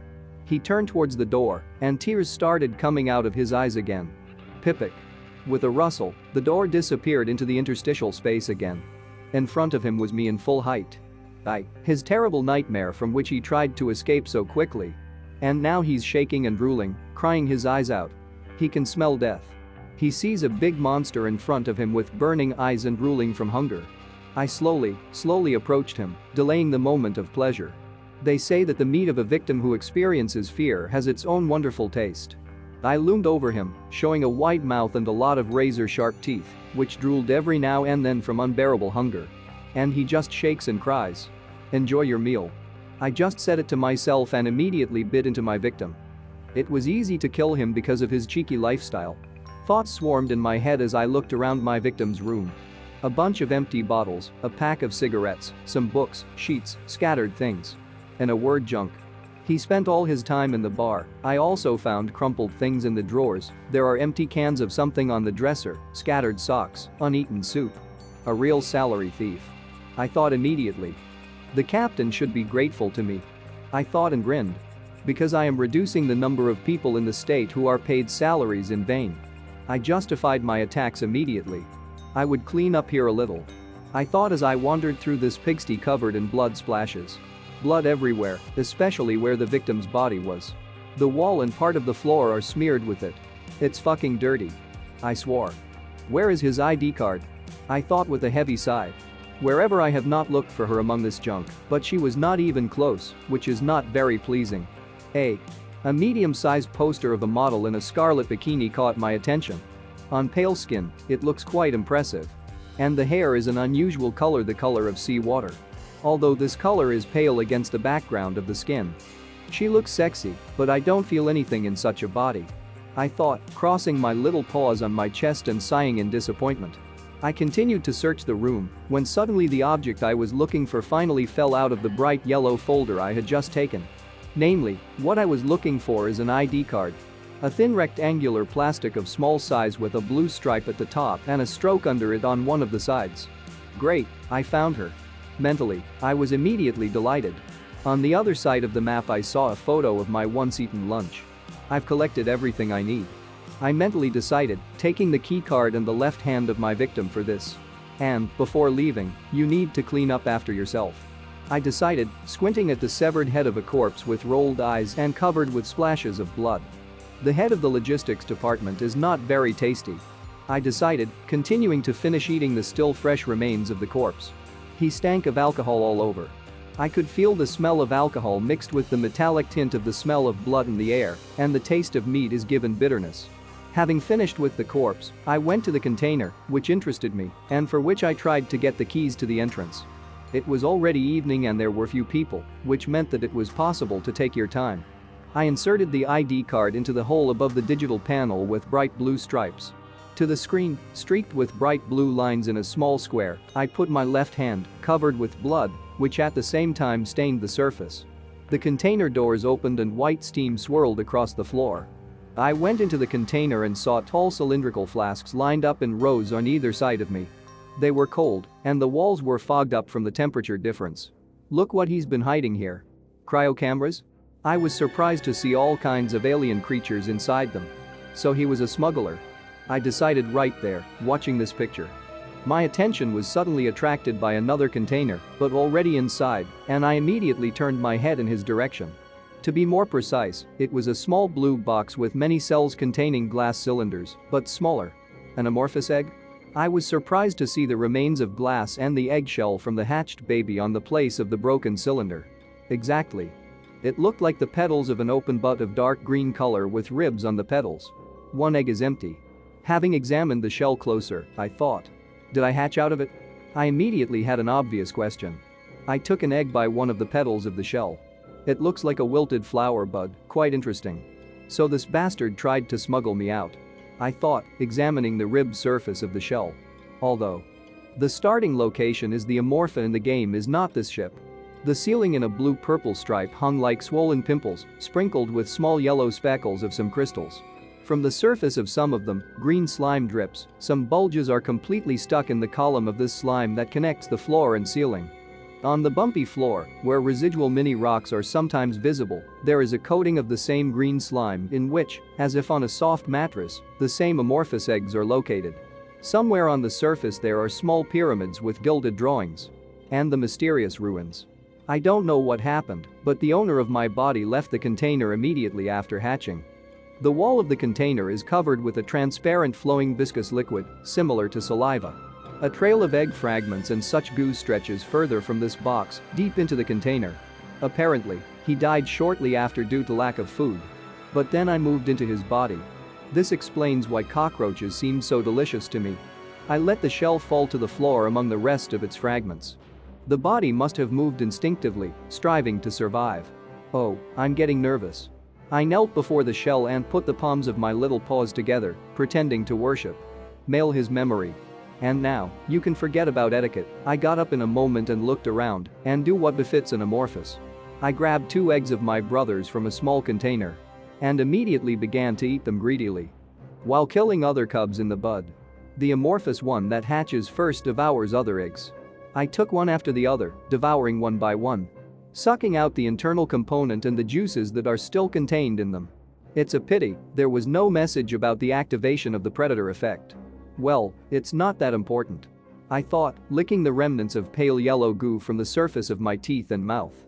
Because there is a lot to eat here. I thought in anticipation and looked at the contents of the smuggler's container. Cryo capsules with all kinds of alien animals, something else was in sealed cardboard boxes. And it's all mine now. Great. I mentally exclaimed as soon as the blue system window appeared in front of me. Race. Unidentified hostile space creature, NVKS, condition. Individual goal. Survive, evolution. Successful 1, feature. Predator's sense, combined, wings, chitin shell, vitality, venom glands, combined, enhanced exoskeleton, acidic blood, psychic organ, strong legs, the ability to imitate sounds. Type? Not defined. Currently, 2 types are characteristic of you. Strong body, 8 out of 10, strong psyche, 2 out of 3, the information on the system screen read. There are only 2 points left to get the strong body type. I decided after studying the information given to me. To be honest, I was disappointed when I finished the Kisaragi. I was thinking as I left the container I had cleaned. Instead of a psychic ability, I got some kind of useless psychic organ. But the head of the logistics department gave me such a generous gift. I jumped from container to container hurrying towards the exit. Strong characteristics that can only be obtained by the middle of the game. Characteristics that will allow me to eliminate crew members more efficiently. When I reached the coveted grate of the ventilation hatch, I immediately climbed into it and began to move forward slowly but surely. Thanks to them, I will be able to act more actively.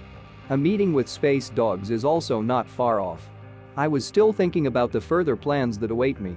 I don't know how dangerous they are, so I have to get stronger before I meet them. Wait for me. Even if you scream, no one will hear you in the boundless space anyway. The pitiful cries of the crew of this research vessel will be buried in the black abyss. The runway of the research vessel megacorporation. A lot of high elongated hatches through which the boundless space is visible. Planes of new turns of technologies for space. Large cars similar in shape to submarines, but on tracks. Hey Scott. A man with wheat-colored hair disheveled in different directions, a thick beard and mustache of the same color called out. Yeah, I'm almost done. A younger man answered, but with styled hair that was touched with gray. He was twisting something inside the new space technology. Is there much more to do? A man with a towel on his shoulders asked, not taking his attention off the approaching Scott. That's enough, he said in response, we have to tinker with it over time. Ha, fucked up. One of them cursed. I still can't figure it out. Scott said. What exactly? The man with the beard asked. This is a maintenance order. Scott said. Space canteen. High ceilings, which are not possible to reach. Hatches in the walls through which you can see the cosmic night and billions of stars or nearby planets. The tables are wide, but also not too long, with the ends going down to the bottom and attached to the floor of the ship. Each table has rotating seats in a black shade with a light blue stripe on the backs. At each table, bent over their tray, the workers took food. Even if there is a fight, Scott persisted, tapping his spoon on the edge of the food tray, why reassemble the planes? Hey Scott. The man with the beard couldn't stand it. Do you really want to talk about work while eating? A towel is still slung over his shoulders, and a piece of green jelly-like food for astronauts is stuck on his fork. What's wrong with that? The partner was surprised. Fincher, think about it. I've been hearing, Scott continued, dropping the tone of his voice to a quieter one, as if he's plotting that we're getting ready to hunt a metal gremlin. If we meet a metal gremlin, then there won't be a wet spot left of us. His partner exclaimed in response. That's not all. Scott wouldn't let up.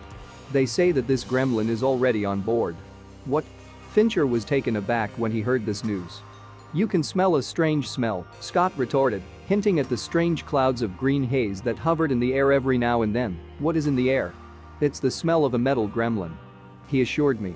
On top of everything else, a friend from the catering said that people had started disappearing since last week. Ha, what nonsense. Fincher only snorted in response and continued to devour the food given to him. I've heard something similar, too. Suddenly, a man in round lensed glasses sitting next to Fincher exclaimed. In addition, the head of the logistics department has disappeared somewhere. In this regard, the cargo bay manager was appointed acting head. Their neighbor blurted out the information right there. Really? Fincher was immediately taken aback by what he heard. You see, Fincher. Scott immediately exclaimed, glad that his words were confirmed. I'm right. Good. The man spoke after listening to 2 points of view, or rather the flow of information. Let's say people started disappearing. Then why are the bosses inactive? I heard, their neighbor at the table immediately began, that they were hiding it to avoid unrest. The metal gremlin is to blame for everything. Scott exclaimed immediately. I do not think so. He said as Fincher snapped and immediately got up from the table. What do these losses have to do with the maintenance of fighters? Fincher could not understand in any way and, taking his under his nose, wanted to leave already. I don't know. Said the guy with glasses.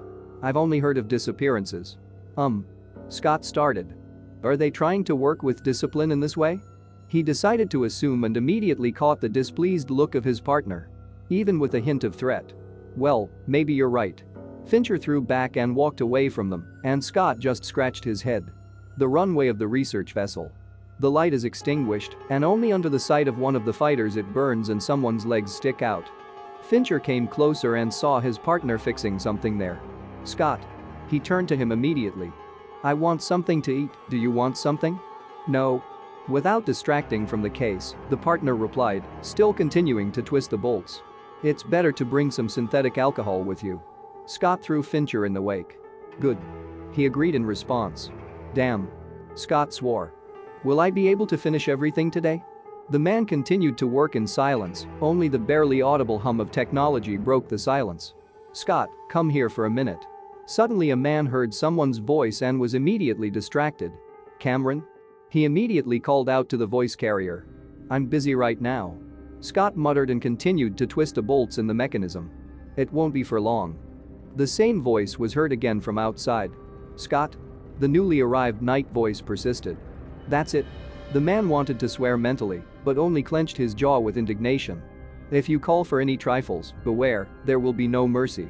Mentally, the cattle were angry, taxiing on a small special board from under the fighter. But he was immediately puzzled when he saw only emptiness in front of him, but not the one who was calling him so hard. He's mocking me. He called, but he left. The man was surprised and sat down, looking around. Here. The voice that seemed to mock him rang out again.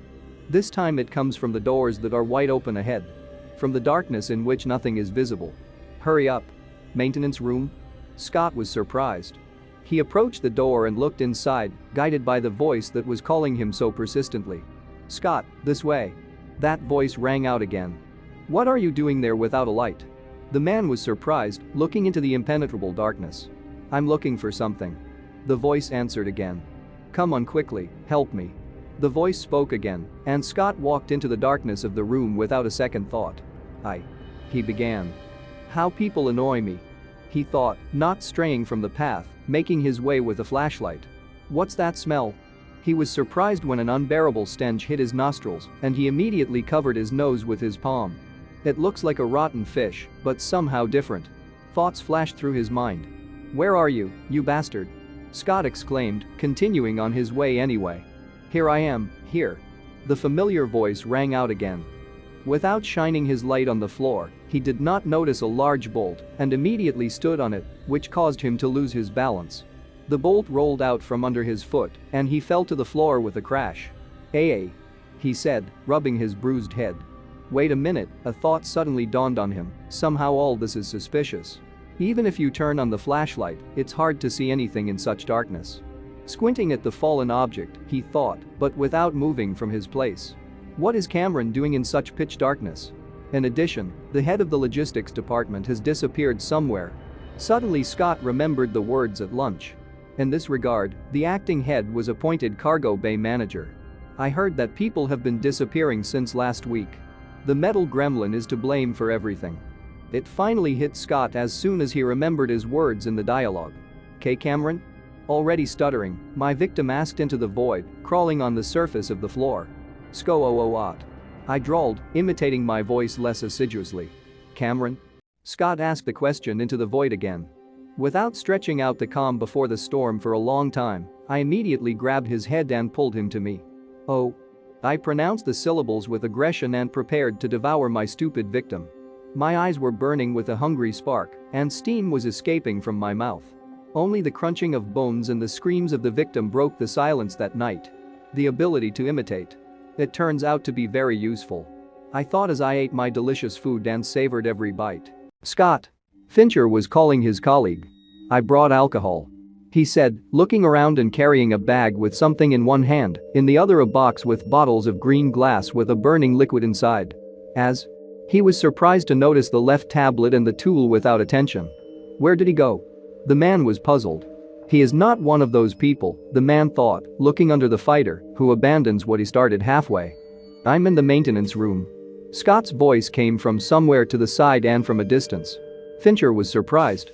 Nevertheless, he went to the maintenance room and looked inside, passing the door that was open to swing open. Why did you go there? He asked a question into the darkness. I had to find something.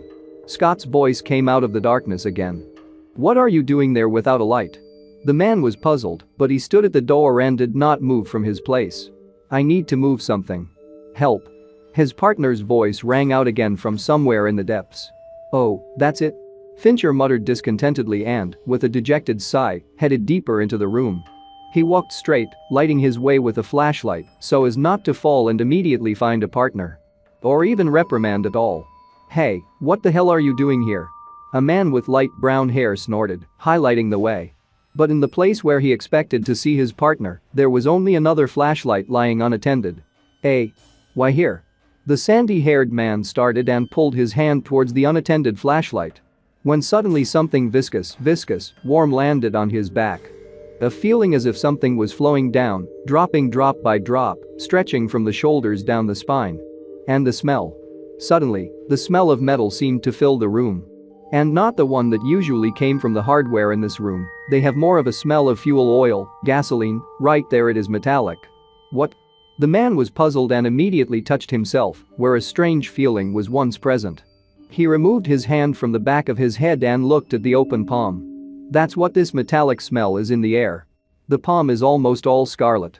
Blood? He asked aloud. He voiced a guess that is as clear as day. What? Stuttering, he shouted, and goosebumps already ran down his back and continued to beat with a small tremor. He was still sitting on the floor, his legs seemed to be shackled by some invisible fear that swept over his head like water that suddenly arrived. He turned the flashlight sharply in the direction where he caught a strange sound. The sound is like liquid dropping drop by drop to the floor. He shone the light in this direction and, alas, not a flattering picture appeared to him. Eyes raised to the top, so that the iris of the eye is barely visible behind the eyelid. Released capillaries on the surface of the protein. Haggard cheeks, as if the victim had been starving for a long time or all the juices had been sucked out of her. Her hair is a little disheveled. From the eye sockets, bloody tears flow down the cheeks and, mixing with the blood on the neck section, it falls to the floor in a viscous stream. I'm here. I've already said it in a broken imitator's voice. I was on the ceiling, holding on with the help of tenacious paws. In one of the long powerful paws, right in front of the next victim, I hold the severed head of the so-called Scott. How wonderful it is to watch the grimace of horror that immediately appeared on his face. I did not wait for something and immediately rushed at the victim who wandered into my trap, ripping open his belly right there. Do I have a talent for fishing? Or should I say hunting? I thought, tearing off pieces of fresh flesh over and over again and savoring them. Imitation. What a cool ability. I thought, continuing my feast. Torn off the top of the body, with intestines and other entrails spilling out on the floor. The head is open like a jar of stew, from which a jelly-like brain is now peeking out. The head is frozen in mute horror, only a trickle of blood flows from the mouth to the floor, forming a scarlet puddle. Among the creatures that the head of the logistics department tried to smuggle out were red worm larvae. Red worms are giant earthworms that live on desert planets. And having the ability to imitate sounds made by other living beings.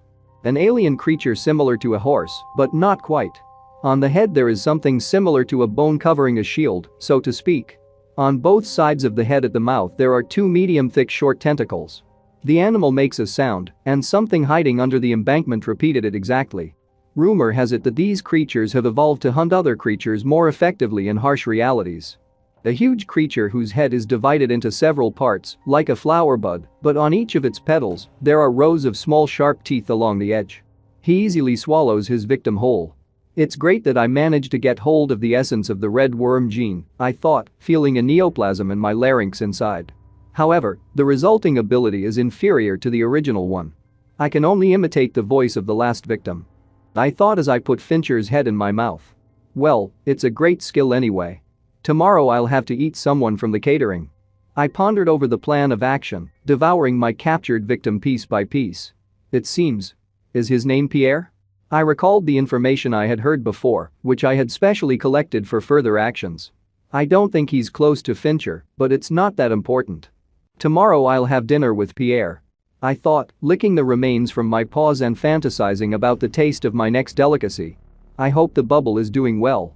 I slowly but surely began to unscrew the loose bolts and slowly unfasten the grill, thereby freeing myself up again into the ventilation hatch. although it is rather strange to refer to it simply as bubble. I mused as I made my way through the ventilation hatch. From now on, I'll call him number 26. Maybe you should look at him before you go to the nest? I moved slowly but surely through the ventilation, trying not to make a lot of noise and not attract too much attention. Hi. Suddenly, I was hit by an electric shock from a voice suddenly appearing in my head that I even stopped and did not continue on my way. Is this really how the psychic organ works? I thought immediately.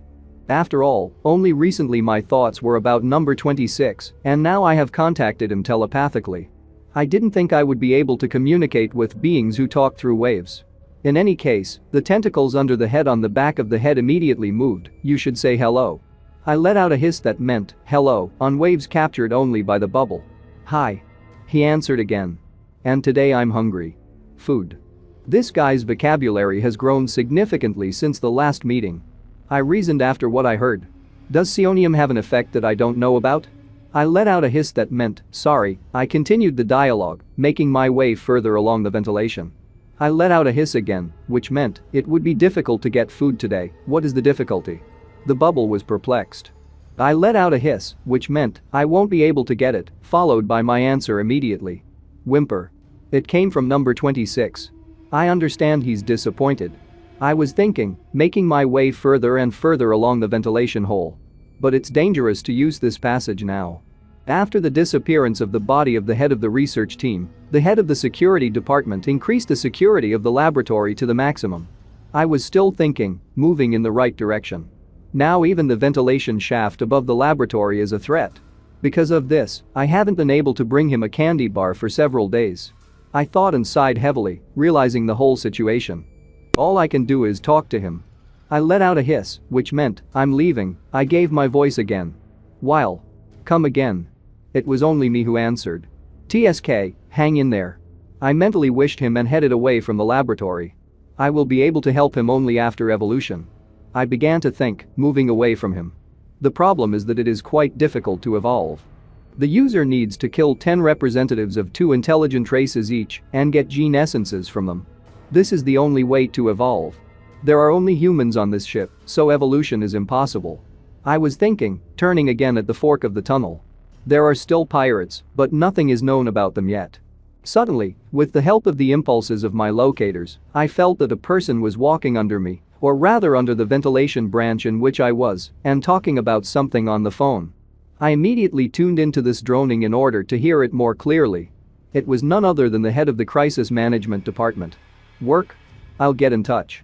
I recognized fragments of dialogue. Nearby. S. Oh, yes, this is the head of the crisis management department. I thought immediately. Who is he talking to there? Yes, everything is going according to plan. The man spoke again. Yes, yes. And? Suddenly he tensed, hearing something in the headphones, which are not immediately noticeable to the eye, and stopped. Did the order come from the family? He was surprised at the same time. No. The man stammered and closed his eyes. Who am I to doubt? And sweat broke out on his face. In any case, everything is going well. Mrs. Kisaragi has already been eliminated. He told the information and quickened his pace. The ship will arrive at S08 according to the plan. All orders of Captain Meteor are recorded. I heard it again. What? I tried to keep up with him and followed him. Yes, it's all right. The man said again and put his palm to the small reading screen. The screen lit up with a bunch of twisting bright blue lines. Everything should go according to the will of the family, or to be more precise, G and Eugene. I'll be happy to accept it. He spoke again and headed into an open passage to another room. Understood, before the connection. It turns out that this little man is a sneaky fox. The significance of this conversation began to dawn on me. So the bastard had betrayed the captain. Judging by his conversation, is he up to something? I think I'll have to wait and watch him to see if his actions will benefit me or harm me. Head of the security department. The captain shouted again in raised tones. How the hell do you do your job? Sorry. A blond man in a uniform and gray shades began to mumble in response. How many times have we heard these apologies? The captain of the ship did not let up. The meeting with the pirates is in 2 days. And you still haven't found out anything. We have increased the number of surveillance cameras and security. The head of the security department spoke. To hell with it. The captain immediately shouted back. Head of the navigation department. How many people are missing? The captain asked a question to the man next to him. 8 people, a brown-haired man with thick eyebrows answered after a moment. Including the former head of the logistics department. The head of the research group is dead. The captain of the ship continued to be indignant. 7 more people were missing. Why haven't you found the culprit yet? Are you in cahoots with him? No way. Stuttering came the reply. I was sitting at this time in the ventilation hatch and enjoying watching what was happening. I'm sorry, I thought, putting my short paws to my mouth, but the criminal is next to you. Damn. The captain of the ship swore. He gritted his teeth in displeasure, but did not raise his voice. I think the head of the security department is not lying. The head of the crisis management department spoke. What did you say? The captain immediately asked, turning to the brunette with the scar. I also checked everything. The head of the security department did everything he could. The head of the crisis management department immediately answered. The criminal has not been caught, the captain said aggressively through his teeth, and you are also protecting him. The captain was surrounded by an unkind aura, which, in principle, was to be expected in connection with what had happened. I want to say. The head of the crisis management department spoke again. By human standards, the dark-haired man with the scar said, no one is able to hide such a thing. The metal gremlin is just a rumor, he continued to express his point of view, perhaps we were attacked by someone we don't know about. I was surprised, still watching what was happening. Why has the atmosphere become so strange? Listen, said the head of the navigation team, the head of the crisis management department. The AI installed on the ship used to be on the battleship. If there was any living creature on board, it would have been discovered long ago. The brown-haired man told his guess. I served in the army, I know how AI works. The brunette replied, crossing his arms over his chest. However, everyone knows about the container, which the head of the logistics department was able to carry out. All the cryo chambers were empty. An empty container is just a cryocamera without anything and a pile of torn boxes. Where did those who were in them go? The head of the crisis management department asked, providing new information. That's it? I cursed mentally. What I was most afraid of happened. According to the present head of the security department and the head of the technical team, it became clear that the news for them was not particularly joyful and now sounded publicly. Well, the captain spoke most calmly, which is quite surprising. Suppose a space monster is running around the ship. The question is, where is he wandering, since no one has seen him? There is a place, the dark-haired man with the scar immediately exclaimed, which we have not yet examined. He pointed somewhere up there. Ventilation? A whisper swept through the office when everyone immediately looked for the pointer. Ventilation shafts are located throughout the ship. The head of the crisis management department spoke without lowering his hand. In addition, they are about a meter high, which is enough for comfortable movement. Meter? There were immediately questions from the side. It's not enough to kill someone, isn't it? The metal gremlin is 80 centimeters tall, the dark-haired man with the scar explained, but it can destroy an entire battleship. Is this guy's name Arnold? I immediately began to recall, not very happy with the news I had heard. I should have taken the risk and eliminated him while I had the chance. If that's the case, they immediately started questioning the brunette based on the information they heard, as you say, then are we in a complete ass? If this thing ate the body of the head of the research team, we're finished. Just take it live and hand it over to Noble Capital. The head of the crisis management department calmly replied. If it can be established that it was he who ate Kisaragi Eugene, then they will believe it. And what to do with pirates? The head of the technical team immediately asked. If there is no body, then we will have to fight him. The dark-haired man with the scar spoke. To win the war, you need to control the situation from the inside. And in order to protect people, it is necessary to deal with the monster. At this time, the captain sat and listened attentively to the conversation of his subordinates, thinking about something. How many soldiers do you need? The ship's captain finally voiced his question. I'll take 6 people out of 8 squads. The dark-haired man with the scar calmly replied. All right, I'll let you. The captain spoke. I hope the inspection of the ventilation shafts will bear fruit. Thank you. The head of the crisis management department answered only briefly. At that time, I was already trying to retreat from this place in order to think about the course of further actions faster. Judging by Arnold's identity, he will put a guard on the ventilation. I thought, twisting the bolts. But the ventilation compartments are actually sealed. Even if you reach the end, there is nowhere to go. I was still thinking the same way, fixing the grid on the opposite side of the shaft. There is a surveillance camera in the corridor, and the ventilation passage is blocked. If I leave the nest, I'll have nowhere to go. I deftly bounced down the pipes and went down.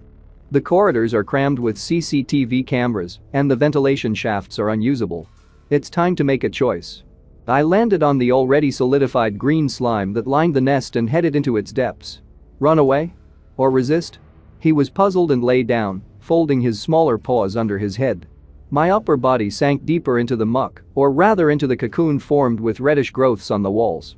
Closing my eyes, I again remembered the words of this man, which began to flash in my brain like pictures, and his voice was on hearing. By human standards, no one is able to hide such a thing.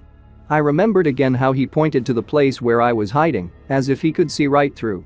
Ventilation shafts are located throughout the ship. In addition, they are about a meter high, which is enough for comfortable movement. His amber eyes gazing upward.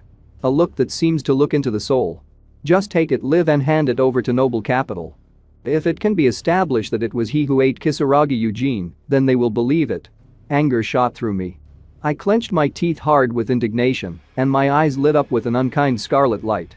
Take it alive? Amorpha. I was indignant, getting more and more angry at the course of their thoughts. The train of thought of these stupid mortals. It seems that they perceive me as some kind of wild animal from the most ordinary planet. A hostile space creature can bite the neck of its enemy, I argued indignantly, emitting steam from its mouth, even if its limbs are cut off and only one head remains. Such is the amorphous. I will fight. I opened my mouth and let out a cry of indignation, baring my sharp teeth. I'll show you how reckless and stupid the idea of taking an amorpha alive is. Especially with a small number of soldiers. I raised my paws up, assuming the stance of a monster ready for anything. Show these mortals your superiority. And in the ventilation shaft. I use all possible means. And I'll show you what hell looks like in space. I rested my paws on the floor and let out a kind of signal. Similar to what I used to emit with my mustache, I have done the same at the moment. It's not for nothing that I built a nest in this junction of pipes that run around the entire perimeter of the ship. Connection. Many bands of energy dispersed from me in different directions immediately. They followed like bright red-black arrows, but visible only to my eye and no one else. The ship's personnel began to explore the ship, starting with the search of compartments and ending with tracking the location and movement of enemies. It was as if I saw with my own eyes directly. Two figures of men follow along the corridor. A woman from the laboratory is heading towards them. If we assume that a ship floating in space is a living being, then I am no different from a parasite in the brain. My red and black communication arrows envelop the entire ship. I know everything and I don't have a gap in this snare. I don't have blind spots. After all, I know what's going on the ship, as well as its owners. The captain and department heads gather on the bridge. A spacious room with a lot of equipment. 3 people walk around the perimeter, studying something through a tablet in their hands. 2 in the corners of the room drive some information into computers. Since Arnold is also here, he must be taking command. Armed soldiers also started moving. A group of 3 men in snow-white protective clothing are heading through the tunnel. Most likely, these are those who were ordered to study the ventilation shafts. As expected, the group split up. We have decided on the main points of the plan. I was thinking, still studying the movement of people on the ship. I will deal with everything else along the way, depending on the movement of the enemy and his weapons. I closed my jaws and lowered my head. Well, now we can go meet the guests. A1 is in position. It was heard in the speaker. Team A starts the operation. The screen reflects the windows from the surveillance cameras, as well as in one of the windows, a plan of ventilation shafts with tracking of the fighters sent there. This is the operations room. The brunette with the gathered hair on the back of his head spoke. He tracks the movement of the fighters in the mine, as well as whether any danger is approaching by the cameras, in order to immediately warn them in time. B1. In position. The B1 command starts the operation. B1. The connection is bad. Study everything carefully. From the computer screen, the same picture is displayed on a huge screen, which is also watched by the ship's captain and the head of the security department among the standing people. This. B1. Accepted. If you see anything suspicious in the distance, report immediately.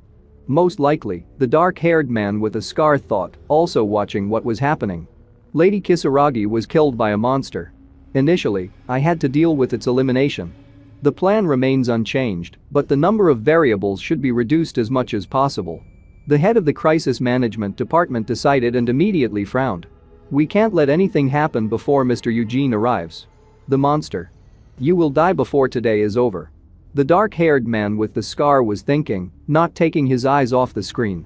A1, there is a fork ahead, head to the right. They spoke the hint into the microphone again.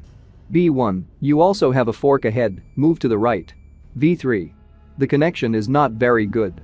The guy with his hair in a ponytail spoke again. Check it out and move on. Accepted. We will contact you as soon as we finish all the work. The route is difficult, the head of the crisis management department said aloud. Let them move cautiously. This is the operations room. The guy immediately started talking into the equipment. Take your time, search carefully. The dark-haired man with a scar grunted, something strained him in what he saw.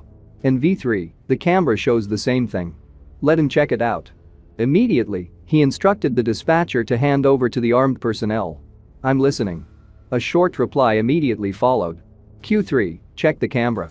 The boy immediately passed the instructions into the microphone. But there was only silence in response. This is the operations room. V3, I repeat. Check the camera. It's all right.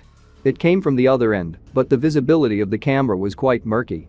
B2, unite with B3. The guy with the ponytail on the back of his head immediately gave instructions behind you and continue moving. B2, accepted. Immediately there was an answer on the other end. B1 remained standing in place. B2 went straight to B3, while B3 was supposedly on the move. B2 was approaching B3 at an accelerated rate. Sensors showed that B3 and B2 collided with each other, which is what the commanders wanted.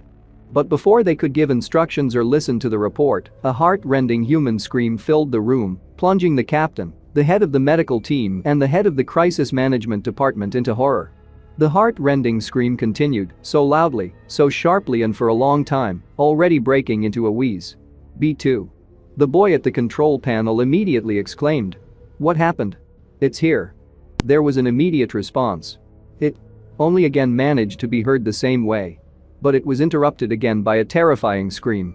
Arnold listened to this in silence, but only gritted his teeth with indignation at what was happening. V3, the connection with B2 is lost. The boy exclaimed into the microphone again. Report the situation. It dragged B2 away. There was a response, and the camera screens rippled from the loss of signal. There is nothing on the screen, please provide details. Due to the sudden attack, it is impossible to check the area. There was a response to the request. The head of the technical team and the head of the security department stood arriving in horror and only gasped for air, like fish thrown on dry land. Hey, signalman. They exclaimed immediately, moving away a little from the shock. What's going on there? Well. The guy with the ponytail stuttered and jumped on the spot from suddenness. Why are you did he manage everything so quickly? A soldier in reinforced equipment could not answer, thoughts swarmed in the head of a brunette with a scar, driving him more and more into horror as he was attacked. Even for experienced killers, it's not easy to cope with this. He clenched his fists until they crunched, not stopping to think about what had happened. What had happened filled his head. I thought it was a wild animal, but how wrong I was. It's more agile than I thought. Signalman, tell everyone. The head of the crisis management department immediately exclaimed. To open fire in case of the slightest movement. Let B1 unite with B3, find B2 and report on the situation. Yes, the head of the department. The signalman immediately responded. This is the operations room. V3, the signalman said again, temporarily stop looking for B2 and unite with B1. Accepted. There was an immediate response. B1 has teamed up with V3 and we are starting to search for B2. The soldiers reported again. Accepted, B1. The signalman immediately replied.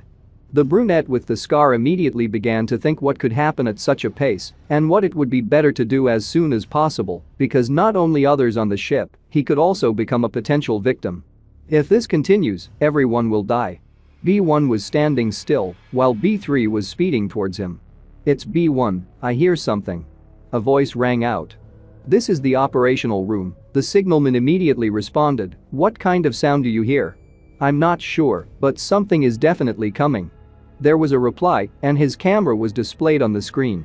Everyone immediately tensed up and did not take their eyes off the screen. It is not possible to set a goal because of the fork.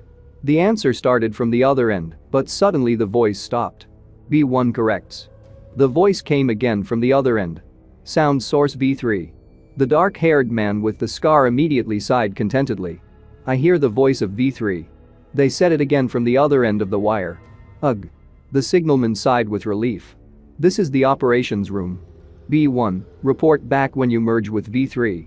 But there was only silence in response. B1? The signalman spoke again. Only one of the walls of the ventilation shaft was visible on the screen. V3 was dragged away by the enemy. The silence was broken again by a voice from the other end of the connection. What? The head of the crisis management department immediately exclaimed. And those present in the room were again seized with horror. Step. Another step. One more. This is the head of the department. The dark-haired man with the scar spoke, snatching the headphones and microphone from the signalman. Report the situation. It all happened so fast. There was an answer. That I couldn't see anything. Fuck. Arnold swore, outraged by what was happening. He pressed the headphones harder to his ears, and wreaths of anger appeared on his forehead. He's right under your nose, and you don't see him? He exclaimed angrily immediately in response. Sorry. It sounded on the other end. The signalman and the head of the medical team turned in his direction. Damn. The head of the crisis management department swore and threw the headphones on the table. No, it can't be.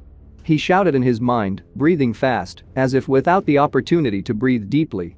Maybe it was always there, and we didn't notice? It slowly reached the man. At the same time, it did not get on cameras B1 and B3. The dark-haired man with the scar was thinking, and his face was covered with perspiration. It's impossible for a monster to intentionally avoid shooting. He didn't say anything out loud, but the signalman was afraid to touch him or say something. No, wait a minute. Suddenly, the head of the crisis management department came to light. He took the headphones from the table quite calmly. I put them on my head, setting up a stray wave. This is the head of the department. He spoke, holding the earpiece with a microphone. B1, please state your full name. He spoke quite calmly. What? There was an answer from the other end of the wire. I repeat. The dark-haired man with the scar spoke calmly again, which made the captain who was standing next to him tense up at that time. He didn't understand what was going on and what Arnold was chazzing. B1, identify yourself now. Oops. There was almost not the same voice that once before. He distorted a little, thereby shocking Arnold. Gotcha? His guess was correct. One of the screens was covered with cobwebs from the fact that the eye of video surveillance was broken. And on top of the broken lens lay a four-fingered paw of a purple hue. Oh. The head of the security department and the head of the medical team stood with their mouths open and could not say anything out of horror. They almost became afraid to breathe. The screen immediately hissed and became covered with small ripples from the lack of a signal. This also scared the head of the technical team, which caused him to fall to the floor. This is A1. It sounded in the headphones. But the head of the crisis management department arrived in severe shock, covered with perspiration and afraid to say anything. It was as if he had swallowed his tongue from the shock he had experienced. What the hell is going on? One of the soldiers exclaimed again. This is A1, please answer. The voice rang out again. The brunette with the scar did not waste time for a long time, clenched his teeth with anger. The B team is finished, I thought, destroying one of the surveillance cameras. I got a tip from number 26 and disabled the means of communication with the help of waves. I reasoned while in the ventilation shaft, smeared in the blood of my victims. In front of me there are 3 bodies in a pile with their heads cut off or rather torn off. Because of these waves, V3, who was walking behind, heard interference. He sat down and, taking off his protective helmet, immediately began to examine it for the cause of the breakdown. I eliminated the soldier who was repairing the equipment, my sting immediately stabbed into his neck, and green stripes swelled under the skin, spreading across his face. With the help of the new combined skill poison glands. After that, everything went like clockwork. Thanks to them, I ate heartily. Continuing to recall the course of my actions, I devoured one by one the heads of my fallen victims. Next in line is the A-team, I thought, and immediately grinned, anticipating what was coming. Look where they are. I sent the pulse waves again in order to track my victim and think over the course of action. Waves of turquoise hue immediately filled the ventilation shafts, as if probing everything in search of the object I was looking for. Found. I immediately exclaimed mentally, seeing a group of soldiers walking in the palm of my hand. in full combat readiness. And no wonder. I thought and immediately ducked into a branch of the mine. Team B didn't know anything about me. However, now the enemy knows that I can imitate a human voice. I slowly but surely made my way through the mine, following my objects of observation. Is it possible to turn the current situation in my direction? I made my way to the area I needed and immediately took up a position, looking around the corner to see if my potential victims appeared on the horizon. There is a fork on the way, from where the A-team will appear. They'll be here soon. I was thinking, hiding. They say knowledge is power, is it really so? I thought and grinned, watching the terrain from around the corner. Incomplete knowledge can be poison. Turning on a bright small flashlight built into the helmet, the soldier headed into the depths of the ventilation shafts. This is A1, he immediately began to report into the microphone that is built into the helmet. In his hands he still held a weapon ready and did not particularly distract from the terrain in front of him, ahead of the fork. We keep to the right side. This is an operational room, feedback was heard in the dynamics with minimal interference, accepted. This is the head of the department, it was heard again in the speaker from the end of the connection that was in the operational room, I will repeat once again. It imitates a human voice. Two soldiers walk in front of a small group, holding a gun at the ready, while the third goes behind their backs, facing backwards, in order to protect their rear if anything. If you hear a human voice, a serious tone was heard again in the speaker, immediately open fire. Hey. I'm here. I shouted, again imitating one of the victims that I had recently managed to absorb. Help. The soldier who was walking in front of the group did not lose his head and gave a clear order without even blinking. Enemy. Open fire. Less than a second later, bright green flashes of fire immediately headed in my direction deep into the ventilation hole, which reflected their glow. I didn't waste any time and immediately rushed away from such pressure. I didn't really want to become a colander in the prime of my life. Stop. Once again, one of the soldiers in the front row gave an order clearly and loudly and raised his right hand so that he could be understood by the one behind him. The second one was covered with perspiration either from excitement or he caught something out of the corner of his eye or the temperature in the ventilation shaft was rising. This is the operations room. It was heard in the speaker when the soldiers continued their movement through the tunnel again, looking around the same way. Set the enemy status. This is A1, accepted. The commander of the team spoke into the microphone. They started walking almost one after the other, holding their weapons at the ready, and their rear was open. The rest of you stay in your positions and cover A1. It was heard in the speakers of the other fighters of the present group. Accepted. The soldier who has to protect the rear, as it were, answered. But here he stands with his back to me, and I calmly watch him almost closely. What stupid people, though. I immediately pulled my paws towards the unsuspecting fighter. Poor, trembling like a leaf in the wind in autumn weather. And these are soldiers? And this is the protection of the ship? How funny. I do not argue, we are all people. Oh, yes, I'm not. In the dynamics of another fighter on the general communication line, my victim's sigh and a loud scream at the top of his throat were heard. The man immediately turned back, still pointing the weapon forward. A3. It was immediately heard in the speaker over the general communication line. What happened? From behind. There was a cry of my victim already with a wheeze because of the blood that abruptly began to flow into his throat. The enemy is behind. His voice was fading and there was a cough. The fighter who turned around in time in our direction was immediately taken aback when he saw me. A1. A2. Open fire. An order was immediately issued from the speaker. But in response, the fighters only mumbled. Wait. Stop it. The victim, whom I grabbed in order to use at best as a shield, is on his knees in front of me and is shaking very much from the overflowing horror. He took A3 hostage. Exclaimed one of the fighters who joined the present in front of me. If we open fire, we can injure A3. While they were hesitating, I looked out from behind the half-dead victim, threatening her with my sting, from which a drop of poison was dripping and waiting for my moment in this whole story. Damn it. Open fire. They shouted the order into the microphone again. A1.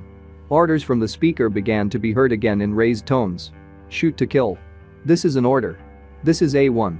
The fighter stuttered and reluctantly raised his gun up. I'm doing it. A bunch of bright green flashes of the beam immediately flew in my direction. Having thrown a human shield that I no longer needed and did not play any role, I ran away from these problems that were so eager to kill me. The discharges of their weapons casually, but still touched the surface of my skin, causing small scratches, but over and over again, small drops of my poisonous blood immediately began to scatter in different directions. As soon as I ran out to the fork, without thinking twice, I immediately dived into one of the turns, hiding from their direct and deadly fire. May they be empty to these knackers. This is A2. I report, the fighter is wounded. One of the fighters immediately began to report into the microphone that they shot at me while I was taking my paws away from the crime scene, burning the ventilation passage behind me every now and then. Small drops of blood made tiny holes in the metal surface. I repeat. A fighter is wounded. A2 spoke into the microphone again. Continue the pursuit. It was heard at the other end of the escort from the operational room. We have to catch him. The commander did not intend to retreat for a second, even at the cost of the soldiers' lives. It is better to sacrifice a little blood than your own. The soldier who was once my pseudo-shield was certainly not a tenant. He was shaking like he was having an epileptic fit. Blood was leaking out of the helmet, and something that looked like flesh began to seep through the ventilation holes in the suit. Damn. One of the soldiers swore, still unwilling to leave his colleague in trouble. Come to your senses. He did not let up, not losing hope that something that lies in front of him can still be saved. A3 is in shock. Exclaimed the second soldier, who was immediately squatting next to him. We inject. The injection has been administered. A mechanical voice rang out from the light blue screen that is on the half-corpse's arm. The screen is built into the mechanism of the suit that they are wearing. My victim exhaled and the body went limp, although her appearance did not inspire anything good, especially the flesh that formed almost minced meat, which protruded beyond the helmet. This is A1. The fighter spoke into the microphone. A3, an injection has been administered. We will continue the mission. This is the operations room. Immediately came from the speaker. Accepted. Damn monster. Suddenly someone cursed on the general communication stream. Catch him and tear him to pieces. It seems that one of the soldiers suddenly noticed a burned hole. He is also wounded. The green slime was still making a barely perceptible hiss, continuing to absorb the metal. It's crazy. The second soldier was taken aback when he saw it with his own eyes. Acidic blood. I have no idea what kind of monster it could be. They began to move slowly to the fork, and after squatting, one of them looked out in order to inspect the surrounding area and not to run into the enemy suddenly. Too narrow. One of them spoke, also examining the surroundings closest to them. What'll we do? Another asked while they were watching the course of the path made of drops of my blood. Go on. The answer to the question was immediately heard. This is A1. The soldier spoke into the microphone, reporting to his superiors. We ask for permission to use the special mode to effectively suppress the enemy. He listened to the silence on the other end of the line, and his face was covered with perspiration. This is the head of the department. Finally, an answer came from the operational room. You can use it. One of the soldiers on the screen of his device highlighted the scheme of the ventilation passage, which is right in front of them. The program flashed something, and he immediately pressed the activation key. Suddenly something entered their body. The pupil immediately shrank, and bright stripes from four sides passed to it, passing along the surface of the white. It was as if some liquid was gathering in the center. At the moment to the iris of the class. The soldier immediately twisted and fell on all fours, choking with a choking cough. The body was shivering and filled with unbearable pain, which made the fighter seem to cling to the metal coating, trying to hold on and not fall completely. To subdue, not to become broken. He managed to subdue the splash of foreign matter, and his fingers sank into the metal, as if into soft oil, drawing stripes and leaving grooves. I'm going to kill the damn bastard. The soldier uttered with wild aggression, picking up a machine gun and venting his anger with a blow to the floor. I'll be the first. Said the second, heading forward in order to get to my skin. Soon one of the soldiers sat down a little. He noticed clouds of steam rising up not far from him. There was also a green muck that made a hiss. After waiting a bit, he came closer and looked into the blood-burned hole in order to determine where I had escaped from them. This is A1. The soldier who had just come up behind him immediately began to report. A large hole was noticed in the ventilation shaft. There are no other traces. Most likely, A1 said, continuing his report, still examining the hole I burned. It went down into the corridor. This is the operations room. Accepted. They were immediately answered. We'll search the corridor, report the exact location. C06, next to the agricultural. The soldier answered while I was watching them from behind. These boobies bought into my trick. I immediately pushed off hard with my hind legs and rushed towards them. These bastards managed to turn around with their weapons in my direction. And the bright green shots from their guns immediately flew in my direction, but I spat on them. If you don't get rid of the problem now, then it can grow to a much larger scale. Trying to deftly squirm and avoid an accurate hit on me, I was getting closer to the victim every second, which I had already noticed and aimed at. The man only had time to sigh when he realized that the case smelled of kerosene. Having overtaken this tin can, I immediately decided to open it and, clutching the helmet on his head with my paw, immediately began to pull away sharply. Holding the helmet that is attached to the head of my victim, I struck a strong blow from which this bag of meat immediately sprayed blood in different directions. I didn't open the tin can, but I made it clear that it was reserved by me. Without giving up on my plan, I threw his head on the floor with a powerful blow, which caused the body to immediately follow. From the blow in which I put all my strength, the helmet immediately shattered into pieces in different directions. It is unlikely that the skull could survive, although who knows. An animal instinct seemed to rush over the second soldier. The irises of the eyes again became quite small, along with the pupils, and the veins on the face swelled and began to pulsate immediately. Without hesitating for long, he immediately opened a powerful fire to defeat, firing shots without interruption. But I did not lose the precious time that had been up to that moment and immediately closed the body of a human victim already immobilized. The victim became a sieve, but that's not how I get damage. Having clouded his vigilance, which was covered by the rage that was boiling in the soldier, I, hiding behind a human sacrifice, slowly moved closer to the distraught. As soon as he slowed down a little and there was a slight lull, my sting immediately jerked in his direction. But the soldier was not so stupid either. He immediately beat off my sting with a powerful blow. I was taken aback by this turn of events, and the man immediately rushed at me with his fists with one obsession to damage me. Die. He growled and immediately loomed over me, raising his hand for a powerful punch, while I was still sitting over the corpse of the last fighter. His fist got acquainted with the surface of the ventilation shaft, but not with my body. I deftly emerged from under him and immediately rushed away, trying to leave this place and again wait for the moment I needed to win. I saw the passage to the top and immediately tried to climb into it with minimal injuries as the soldier grabbed his weapon again and immediately opened fire in my direction, trying to kill me. But it didn't work out. He fell to his knees and immediately screamed, absorbed in the wild rage that he had been so diligently directing in my direction. Alas, but he's back with -1 fighter and certainly without my head and a lifeless corpse. With quick jumps and movements, I was running away from the battlefield, going further and further away from this furious can of minced meat. They are stronger, I reflected without slowing down, than I expected. In the game, I was able to cope with them, despite the special mode. I was thinking, remembering my past and the game developments that were then. I think we need to change the strategy. Now, no trick will work on A1. I summed up the results of this skirmish, scratching my temple. Then the best option would be. Oh, right. Suddenly, a light bulb lit up in my brain from an idea that immediately came into it. There's another way. I thought, thinking through all the nuances of this idea. In one of the ventilation shafts lies a human body in a blood-covered, no longer snow-white combat suit. He was still breathing, but very rarely and quite heavily. Not far from him is a weapon. The flashlight is still on his head. The body is shaking after the incident, and sweat has appeared on the face. Suddenly he noticed something out of the corner of his eye and immediately drew attention to it, glancing to the right. His breathing immediately increased significantly as soon as he saw my head. I was peeking around the bend in order to check out the area. He immediately started shouting, although I was advancing quite slowly and smoothly. It can be seen that my kind eyes and smile did not inspire confidence. This is exactly the case in them. I found something to be afraid of. How this piglet screams for quite a long time. It didn't work out slowly. I immediately rushed in his direction so that either extra witnesses or that brutalized A1 would not run to his call. I stopped almost a millimeter away from him. Emitting steam, I looked my victim straight in the eyes and one of my paws hovered in the air ready to jerk.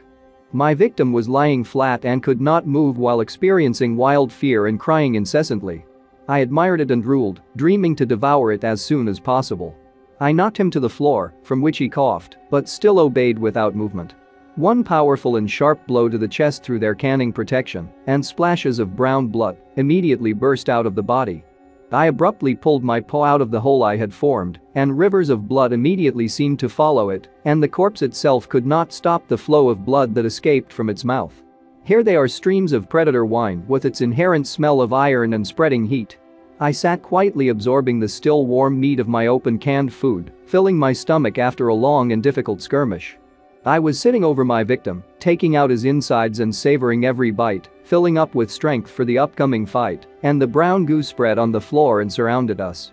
Furthermore, I think that's enough. It flashed through my head while I was licking the remnants from my face, so to speak. In front of me lay an already opened scarlet tin can without its meat contents, only with bones. This will let them know, I decided, that A3 was attacked from the other side. Grinning, I returned the location of the suit to its original appearance, putting an empty helmet on top of it.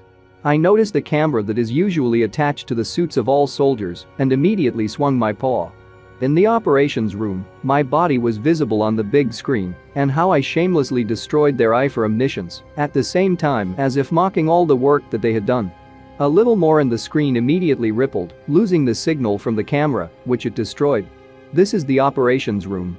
It came from the speaker right there. The monster attacked A3. I repeat. The monster attacked. The soldier heard the noise and immediately rushed towards the sound, accelerating with every second. He hurried to the place he was looking for with all his might. Breathing became faster and soon it became difficult to breathe in the helmet from the accelerated rhythm and fear in anticipation of what he saw. Capillaries appeared on the whites of the eyes, like a mesh of thin red threads. A3. He exclaimed when he reached the desired area in the ventilation shaft. Are you okay? In front of his eyes lay the body of a fighter who had been injected not so long ago. The body lay lifeless, leaning against a wall of the ventilation shaft, like a broken doll, almost completely covered in blood. A3. Answer. The soldier said again, coming closer to his partner who was passed out. He immediately pulled his hand towards him, holding a weapon in the other. Damn. He cursed and took the hand of the man lying in front of him. He began to press something on the blue screen built into the suit of a man in a blackout. Take your medicine urgently. He said. Suddenly, with a sharp jerk, my tail burst out of the stomach of the lying man in the direction of the unsuspecting soldier who came. He stared dumbfounded at what was left of the soldier in front of him and couldn't even believe his eyes. He coughed and rolled his eyes. The irises of his eyes immediately shrank, and on his face bulging veins filled with the green liquid of the poison that I had just injected imparted in different directions. My sting smoothly disconnected and a viscous green liquid stretched from it to the wound. The soldier was knocked over on his back, and he immediately began to choke on his own blood, which also sprayed out of his throat outside the suit. He tried to greedily grab the air that was so lacking and automatically tried to grab his throat, trying to help. While he, trembling, turned over on his stomach and tried to stop the bleeding, I put one of my paws through the hole in the lying suit. The soldier stretched out in surprise, looking back in my direction, and his flesh turned into a kind of minced meat. I barely, but still left the place where I was waiting for my victim. I was smeared all over in different shades of blood. I looked at this frightened rabbit who had fallen so naively into the snares I had set.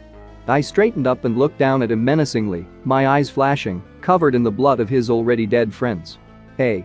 The soldier shouted, trying to run away from me. But what a naive bug he is. It's so funny to watch him. Shaking, spitting minced meat, not enough to shout mommy to complete the picture. I deftly grabbed his head with one paw, the other grabbed his neck. Well, shall we twist the light bulbs? He was even more scared and sprayed blood through the hole of the helmet. I opened this tin can, freeing the soldier's head from these metal vises. Why are you crying? You probably almost suffocated there. Oh, yes, you can't breathe enough before you die. Have a nice day. To me. Appetite. I said, flashing my eyes and enjoying his frozen horror on his face. Eyes dilated almost to the limit, a small pupil, tears flowing like a river, an open mouth. Here it is, a mute scream.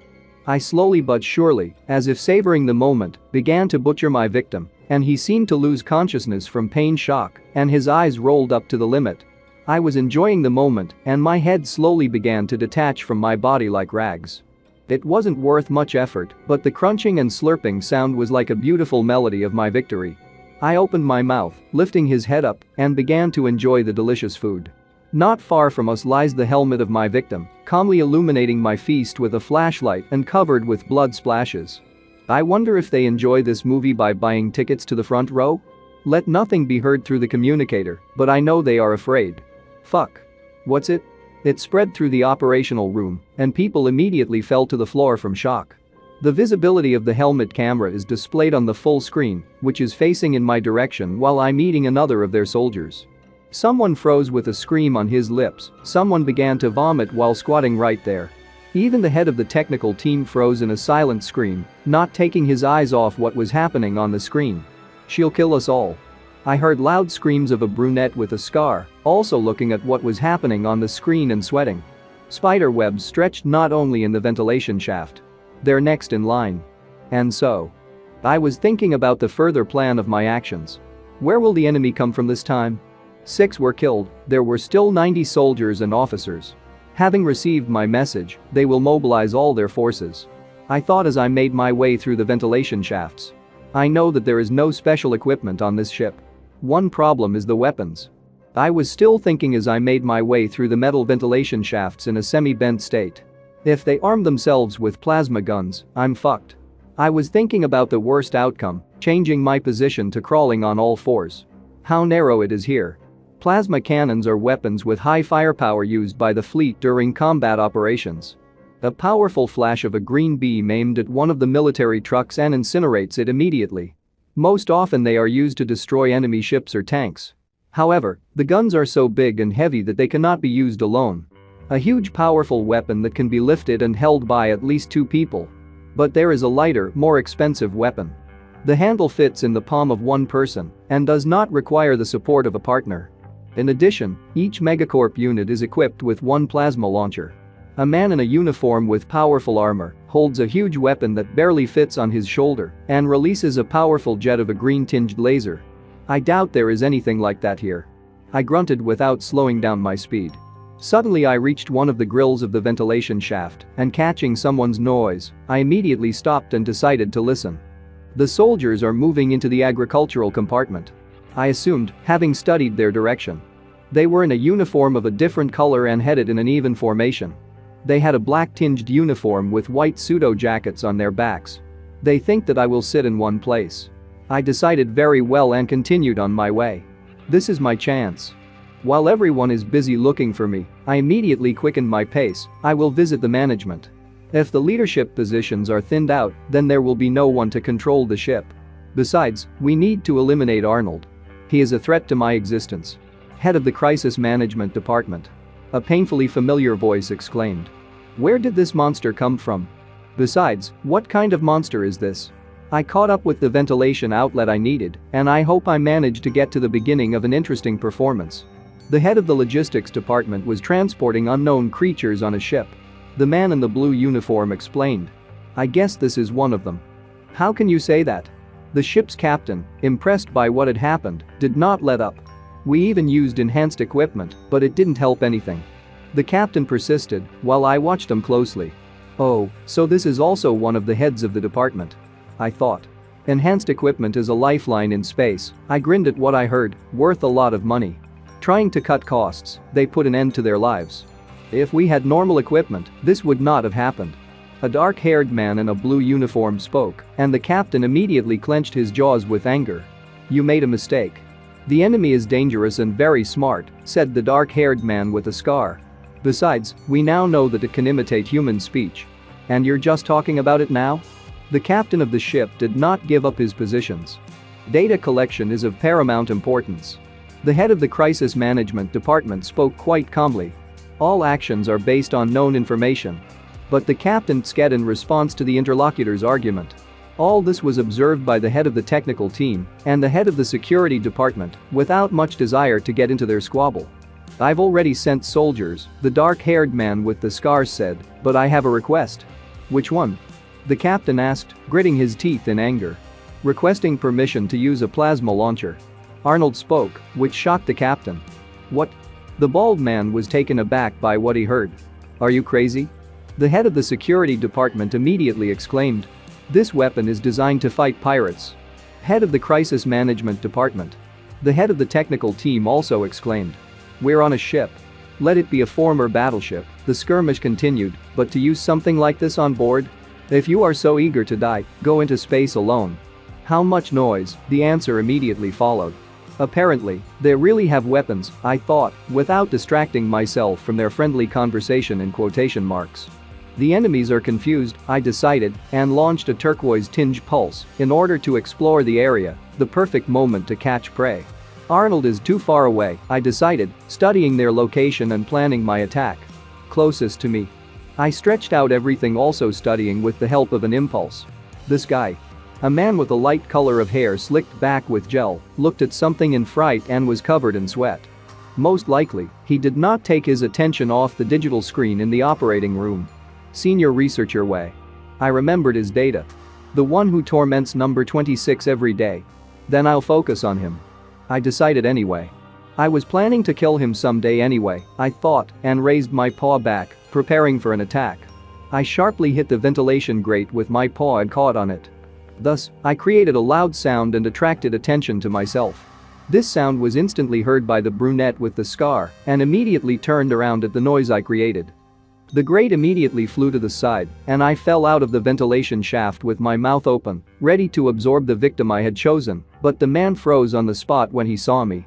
My mouth hovered over a frightened man frozen with a mask of horror on his face. A couple of millimeters away from my rather sharp teeth. I bit into his face instantly as if I had been starving for months, and with a loud slurping began to absorb food, spraying blood on the floor surface and scattering pieces of flesh in different directions. I knocked this man over on his back. Furthermore, I chewed out half of my face and a whole eyeball right in front of the head of the medical team and the head of the security department, who were frozen with horror. They couldn't move and just watched what was happening for a while, and I just drooled, mixed with the remnants of blood on the already present corpse. Not lingering on one victim for long and wasting time, I immediately rushed at the head of the medical team and the head of the technical team, while they ran away screaming, calling me a monster. The next one I clung to was the head of the security department. I immediately dug my sharp teeth into his right shoulder, thereby preventing him from moving on. After that, I pierced through the head of the medical team with my sharp sting. Blood immediately gushed out of the wound, splashing in different directions on the passing people of this ship. Save me. The fleeing workers were shouting. A girl with a square haircut, a brunette in a medical gown, was hurrying in front of me. Most likely, she was a lab worker, and a dark-haired guy in a black short-sleeve sweatshirt was also running next to her. They were horrified to see me and what I was doing at the moment. The body leaned forward. Blood immediately gushed from the back of his head, staining the leather upholstery of his seat. On the surrounding floor in this room lay a pile of corpses with their arms outstretched in different directions. Blood streams almost covered the entire floor, soaking into the pores of the tile. Suddenly I felt shots in the back. Someone opened fire on me, and short rays of a green shade bit into my skin. But since it was not the kind of weapon that would cause me damage, these shots only seemed to tickle me. I thought he was going to run away, flashed through my mind when I saw Arnold standing a meter away with a gun pointed in my direction. What is he doing? He doesn't even have enhanced equipment on him. I thought, examining it completely. I'm not afraid of such a gun, maybe he's sure of something? Thoughts raced through my head. While I was studying the situation, the brunette who was standing a meter away from me clenched his teeth from dissatisfaction with what was happening, still holding the gun as if he expected something. Well, if he wants to die. I decided, already thinking about how to deal with this person. Suddenly I was struck by lightning. Pictures of the future immediately began to appear in front of me like a videotape. Here's the first, he shoots me with this gun, which does me no harm. Picture 2, I still got angry and decided to take advantage of this moment. I pierce his body at chest level with my sting, thereby inflicting a fatal blow. Picture number 3, he shows me another weapon that he took out of his coat from somewhere, and it immediately comes to me, but it's too late that I fell into his trap. Into his cleverly placed snares. He fires a plasma pistol, and powerful charges of green fire reach my flesh. My head immediately shatters into many small pieces. That's the end of the game, as they say. I stand with my mouth open watching these pictures of the future that supposedly can happen. Most likely, this is a premonition of a predator or something similar. Psychic abilities, which I received during evolution. Fuck, I cursed right there in my mind. A plasma pistol. I learn from mistakes, but it's also better to learn from the future. Sweat immediately broke out on my face. I began to think about what I should do anyway. Expensive and light weapons with high destructive power. I stood and pondered at a distance from the object that was in a hurry to finish me off. If he hits me with that thing, I'm a dead man. I decided. Damn. Apparently he has something to do with the Eugene family. I decided, however, based on the information I had received before, while he was standing and did not make any movements. He sighed and immediately squinted, as if calculating whether that moment had come or not, in order to get his secret weapon that he had hidden. Have you noticed? He asked immediately and threw away the gun that he had used before. He pulled back his coat and took out what was hidden in the inside pocket. It really was the plasma pistol he had stashed away. Seeing his colleagues on the ship, the captain and the head of the technical team were immediately surprised. They didn't expect to see this weapon. It was a medium-sized black weapon with some kind of small flask, filled with something of a turquoise hue, most likely it was a battery or some kind of charge. A plasma gun? The captain asked. Expensive weapons. The head of the technical team exclaimed, looking in our direction. I don't know what you are, but I have one suggestion. A brunette with a scar on his lip spoke while threatening, still already with a plasma cannon. A monster with many abilities. The head of the crisis management department grinned. You look like my master Saiyan Eugene. The shot was not long in coming from the weapon. And a green-tinged plasma beam immediately headed towards me. A bundle of energy of a bright green hue with thin threads of lightning along the course of the shot. Shot after shot rained down after me, while I immediately rushed away without wasting a single second. The shots missed, burning through the surface of the floor immediately, or objects that were unsuccessfully touched. This Arnold seemed to have broken loose, although if you look at it, he was as cold as a rock. We have gone through so many options, said the head of the caving management in crisis situations, stepping on my heels. Who can you be? He fired indiscriminately, leaving holes and molten iron in the equipment. The case is rubbish. I thought, hiding for a while in order to catch my breath. The last time I was so scared was in the cargo hold. The iron of the paneling was still dripping around me, and so far the floor was soaked only with someone else's blood. My thoughts were running chaotically in my head trying to come up with some way out. But there are always risks in the game and sometimes more than that. I decided to set myself up for the best outcome. As they say, it was not. And the winner has always been me, the amorphous one. It doesn't matter who gets in the way of history. I'll be greeting them, not Arnold. Bears, lions, wolves. Predators that we encounter in the media. They are portrayed as embodiments of terrifying violence. But this is not quite true. The bear is like a mountain, trying to suppress his aggressive gaze, while the tiger does not want to continue the quarrel and tries to run away from the scene of the skirmish. A real predator is a coward who avoids a fight, which he cannot do. Cowardly caution can be a hunter's factor. I remembered the carefree days of the past when only a meter of computer connected me and this monster. Playing for Amorpha, I learned it by heart. No matter how strong the characteristics or information are, everything will fail if you are not careful. Suddenly, another charge of green plasma flew over my head almost a couple of millimeters away. He fell right on the exit door of this ill-fated operational room. Phew, one more moment and goodbye. And he's good. I snorted mentally and began to create turquoise-colored impulses. The heartbeat is stable. It was pretending that I was nervous a while ago. With the help of impulse, I decided to study the attacker in order to find at least some clues to further actions.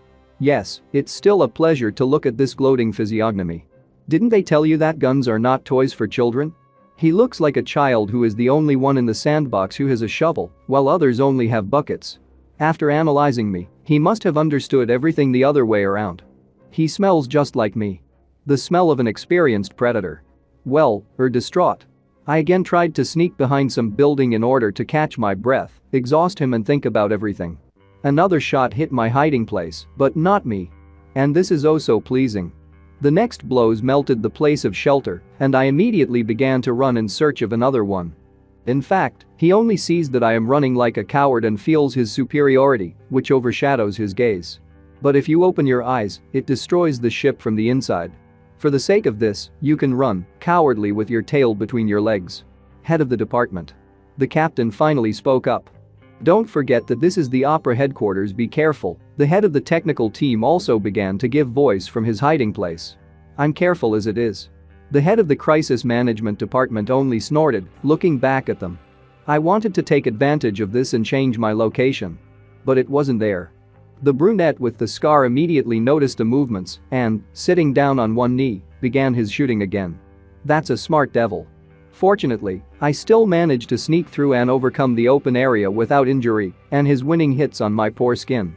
Oh, you little rat. The head of the crisis management department gritted his teeth and immediately straightened up, standing up to his full height. This is a hoax. I thought, still probing everything with my impulse. This is the head of the department. Suddenly a dark-haired man with a scar spoke, addressing someone most likely by some connection. The monster attacked the operational headquarters on the bridge. All active troops are gathered here. A heavy burden. I thought when I heard that. You shot at me like you were going to kill me, but it was a test. It finally dawned on me what the devil with the scar was up to. He was stalling for time, protecting the captain and the head of the department. The soldiers can catch me at this rate. Huh, I grinned right there and bared my teeth. Were you trying to fool me? In any case, I thought, trying to look out and scout the situation, we need to finish this before the troops arrive. Suddenly I saw a bright red balloon with all sorts of indicators under one of the tables, and a wonderful idea came to me. This fire extinguisher. Very handy. I decided, trying to get it unnoticed. But so that he wouldn't even notice him out of the corner of his eye, and guess my plan. Tearing off the fuse so that my idea would not break, I took the fire extinguisher into service. I disconnected the ceiling mount to make it easier to hold the device and got ready for the next steps of implementing my plan. Without wasting a lot of time, I immediately directed the lampshade in the direction of my abuser and made the whole power in order to cover the visibility zone to the head of the crisis management department. What? Only a stupid question was heard in the clouds of smoke. Do you think this will stop us? The dark-haired man with the scar spoke, covering his mouth with his palm and preparing to shoot to kill. What a clever devil this is.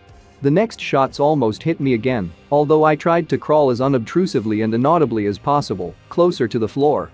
But the green sparks of the shots still flew almost nearby. The silence was replaced by the coughing of all those still alive present. I can't see anything. Someone shouted, trying to somehow see something and not lose control of the situation. What a bunch of nerds.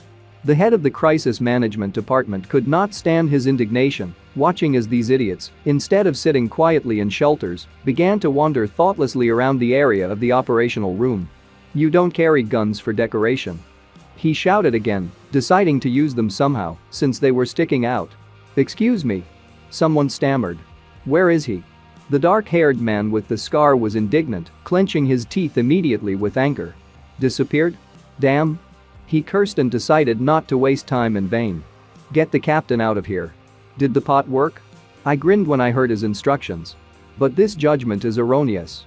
I snorted, getting ready to eat my food, which I had already masterfully paralyzed with my poison. Well, it's time to eat.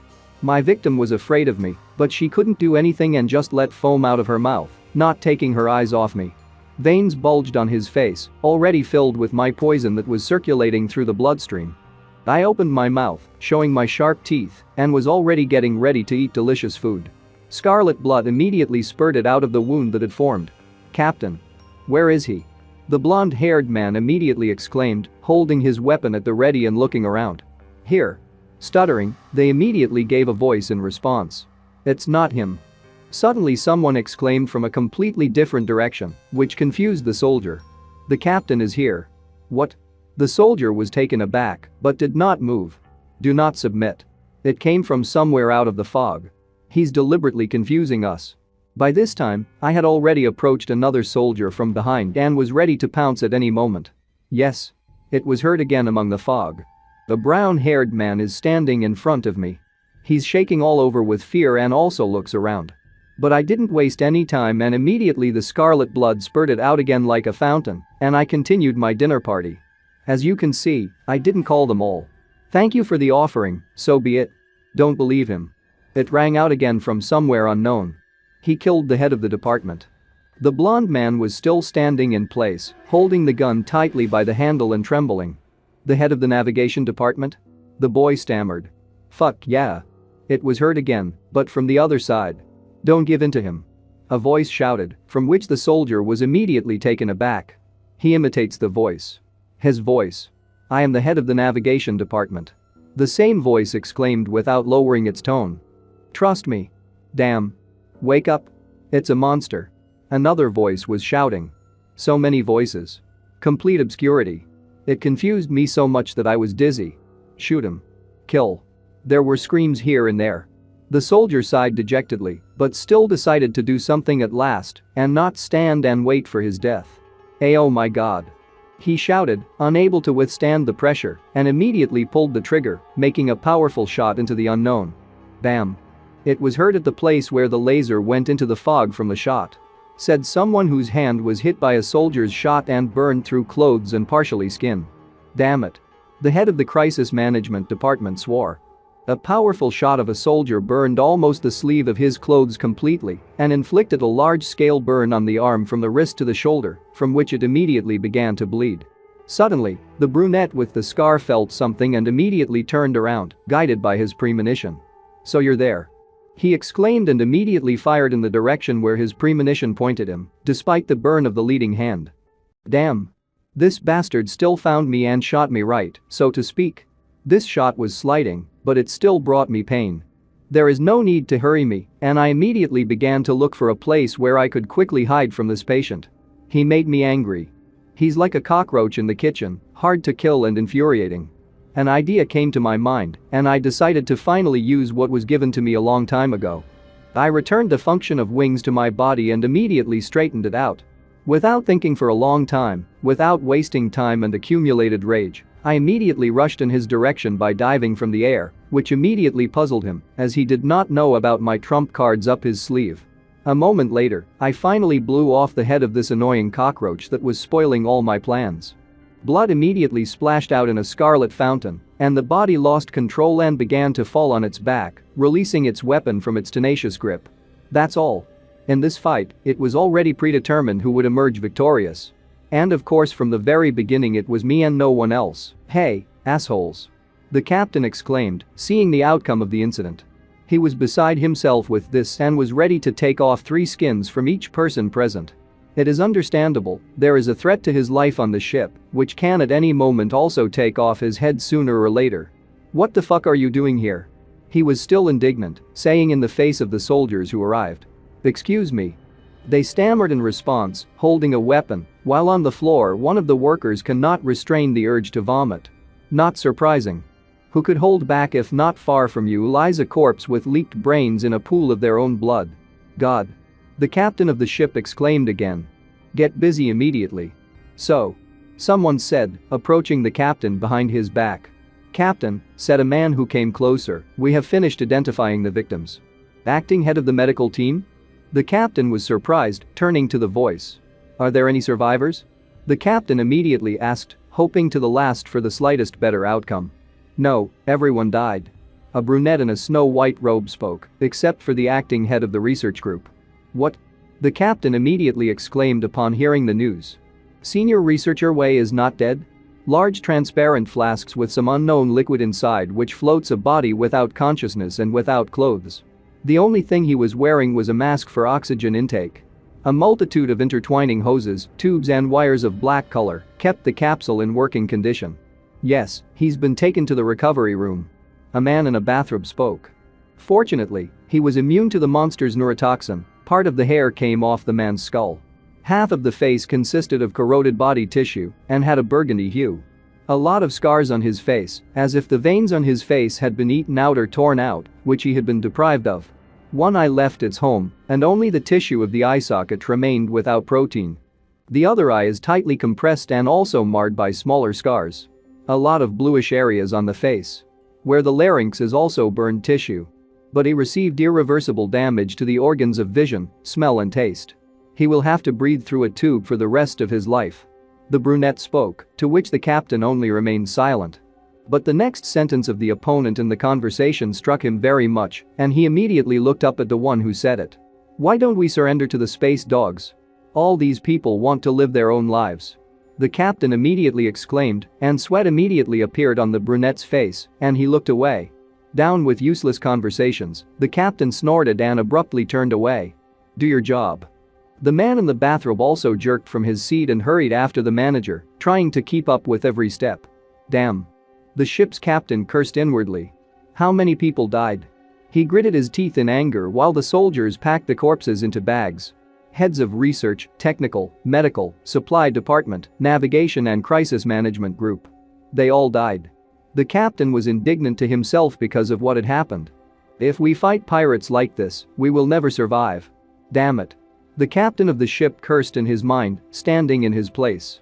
Maybe I should drop everything and run away? Eh? One of the soldiers exclaimed when he saw something, which surprised him immediately. What kind of gun is that? The soldier exclaimed and immediately pulled the captain's attention out of his thoughts. The captain immediately turned his head towards the soldiers, and one of them immediately explained to the surprised one. It looks like a team leader's weapon. Hey!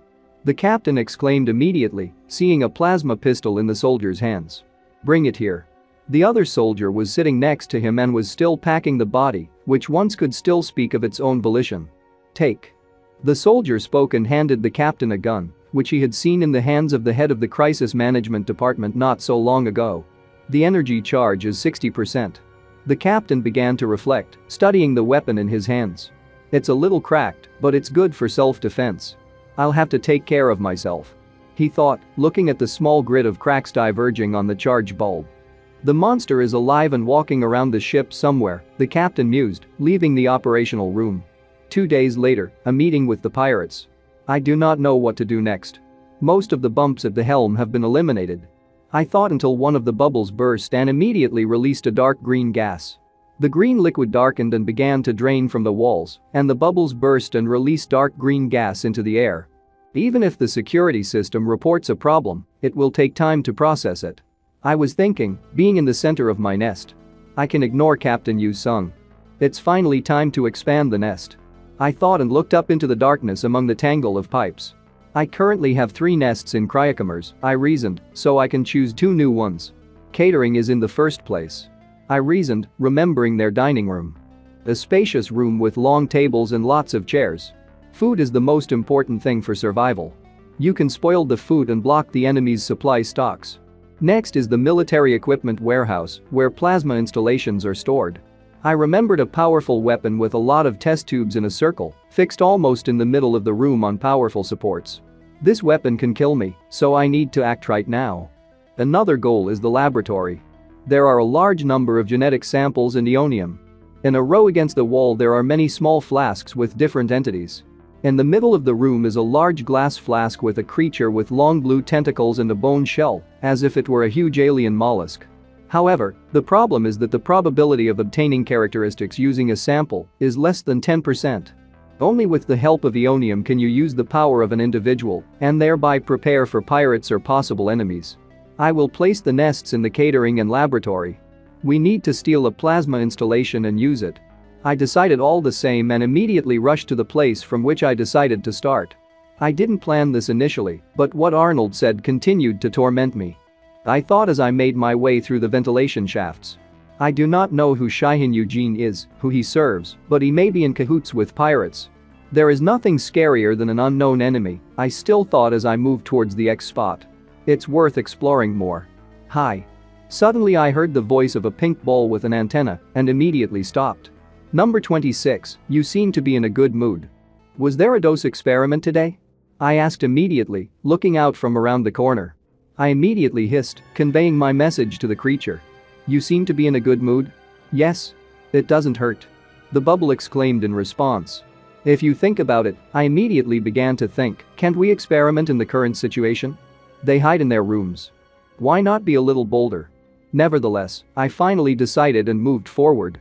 Suddenly, 3 bright scarlet lights lit up on the ceiling of the ventilation shaft.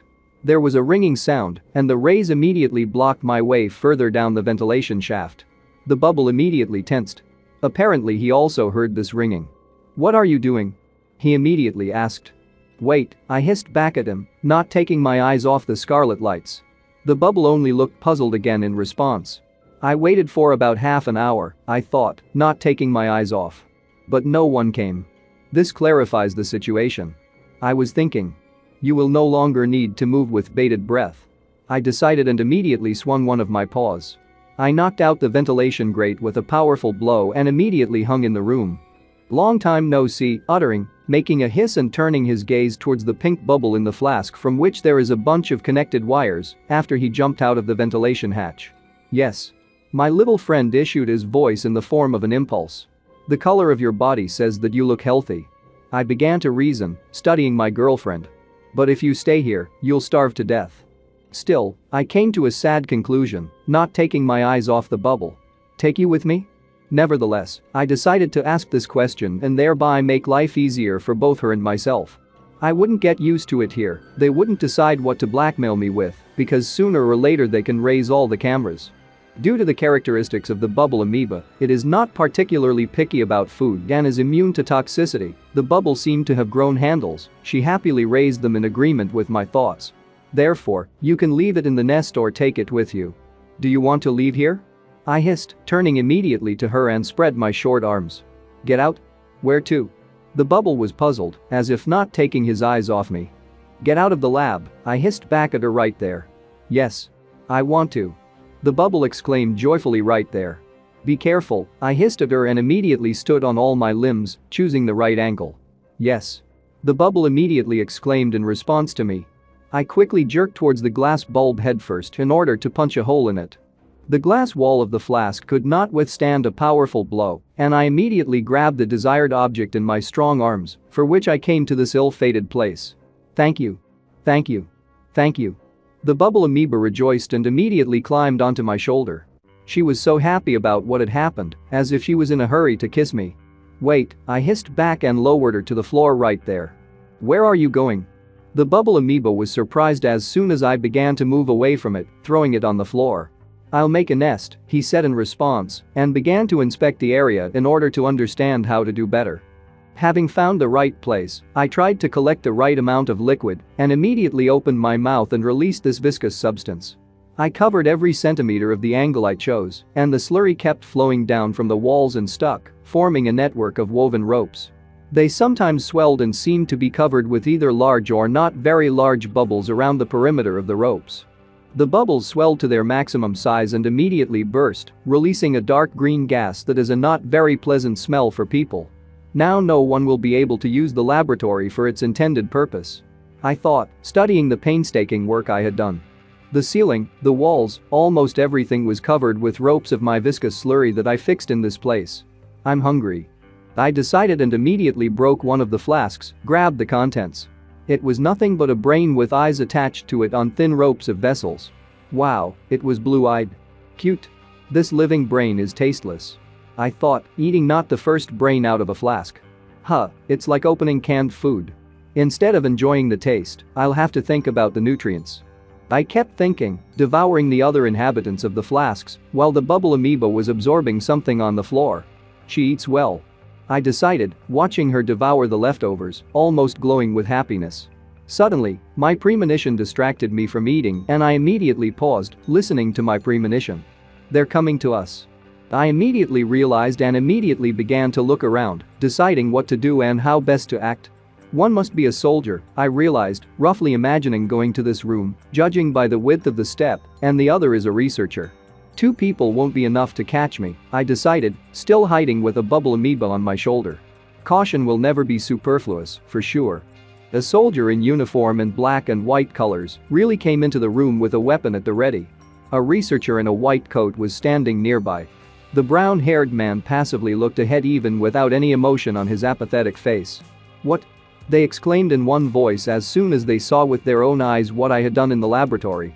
Horror and dumbfounded looks appeared on their faces. What's it? They exclaimed haltingly, looking at the muck that was entwining the walls, floor and ceiling, thanks to my efforts. It's like the roots of something. Examining everything, the soldiers said, but they blindly did not notice how we were hiding around the corner and watching their reactions. Suddenly, the soldier seemed to sense my presence and immediately turned sharply in our direction, raising his weapon and ready to pull his trigger at any moment. Although his gaze became determined, sweat broke out on his face. I immediately rushed at him, not afraid of anything, as well as his shots with green rays of different lengths in my direction. Quickly catching up with my victim, I immediately saw his look full of even greater shock and wild fear. I didn't waste a drop of time and immediately pierced his stomach through, and scarlet blood immediately gushed from his wound to the floor. He immediately exclaimed at the moment of impact. Go away. The soldier, still alive and barely breathing, croaked haltingly.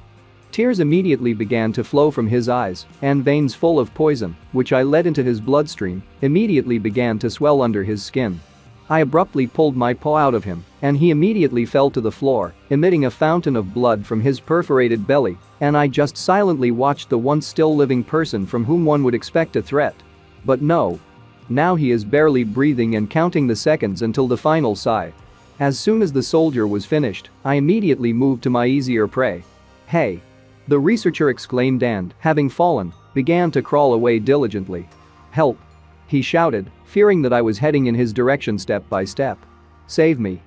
The last thing he cried out was how I immediately grabbed his head with my paw in the face area, as if the device was pulling out a toy for a couple of coins. Painfully. Painfully. Suddenly I heard the voice of a bubble amoeba and immediately looked back in his direction. "Hey? Seriously?" I was puzzled, watching as the bubble diligently waved its small paws. He did not ask for help, but on the contrary was indignant because he saw one of his abusers. It looks like this person also participated in experiments on her. I thought, shifting my gaze to the researcher. He was roaring and ruling. "And you're angry because he hurt you. If you think about it," I thought, and immediately stung my victim, letting a portion of poison into his neck. It can also kill a person. I finally let go of his head, and he looked down at the floor and trembling, began to be covered with protruding veins in which my poison began to spread. She was surprised when, instead of dealing with him as the first one, I took him in my paws and held him out to her abuser's face. But she did not hesitate for a long time and, as if opening like a canvas, the bubble amoeba immediately rushed to the face of her abuser. She held his face tightly in her arms. Whether it began to corrode his face, or whether he began to drown in it as if in a liquid without oxygen, it did not immediately become clear, but one thing was clear: she was punishing her abuser. This is her revenge. Instant death is better, like a soldier's. I reasoned, watching the bubble amoeba still tormenting the twitching body of the researcher, or the death of the researcher from the melting of the head. Well, I thought, deciding to absorb another brain from a test tube, despite the fresh victim, they will die anyway, so there is no point in thinking about it. As soon as I absorbed my next stringy refueling, a system window suddenly appeared in front of me. However, it was sudden. Now I didn't even expect such a turn of events. "Are you happy?" I grinned. I reached my goal earlier than I thought. The blue screen of the system was filled with text: a tread characteristic, the first type already exists. Apply the type of strengthening of physical strength? And then the answer options are yes and no.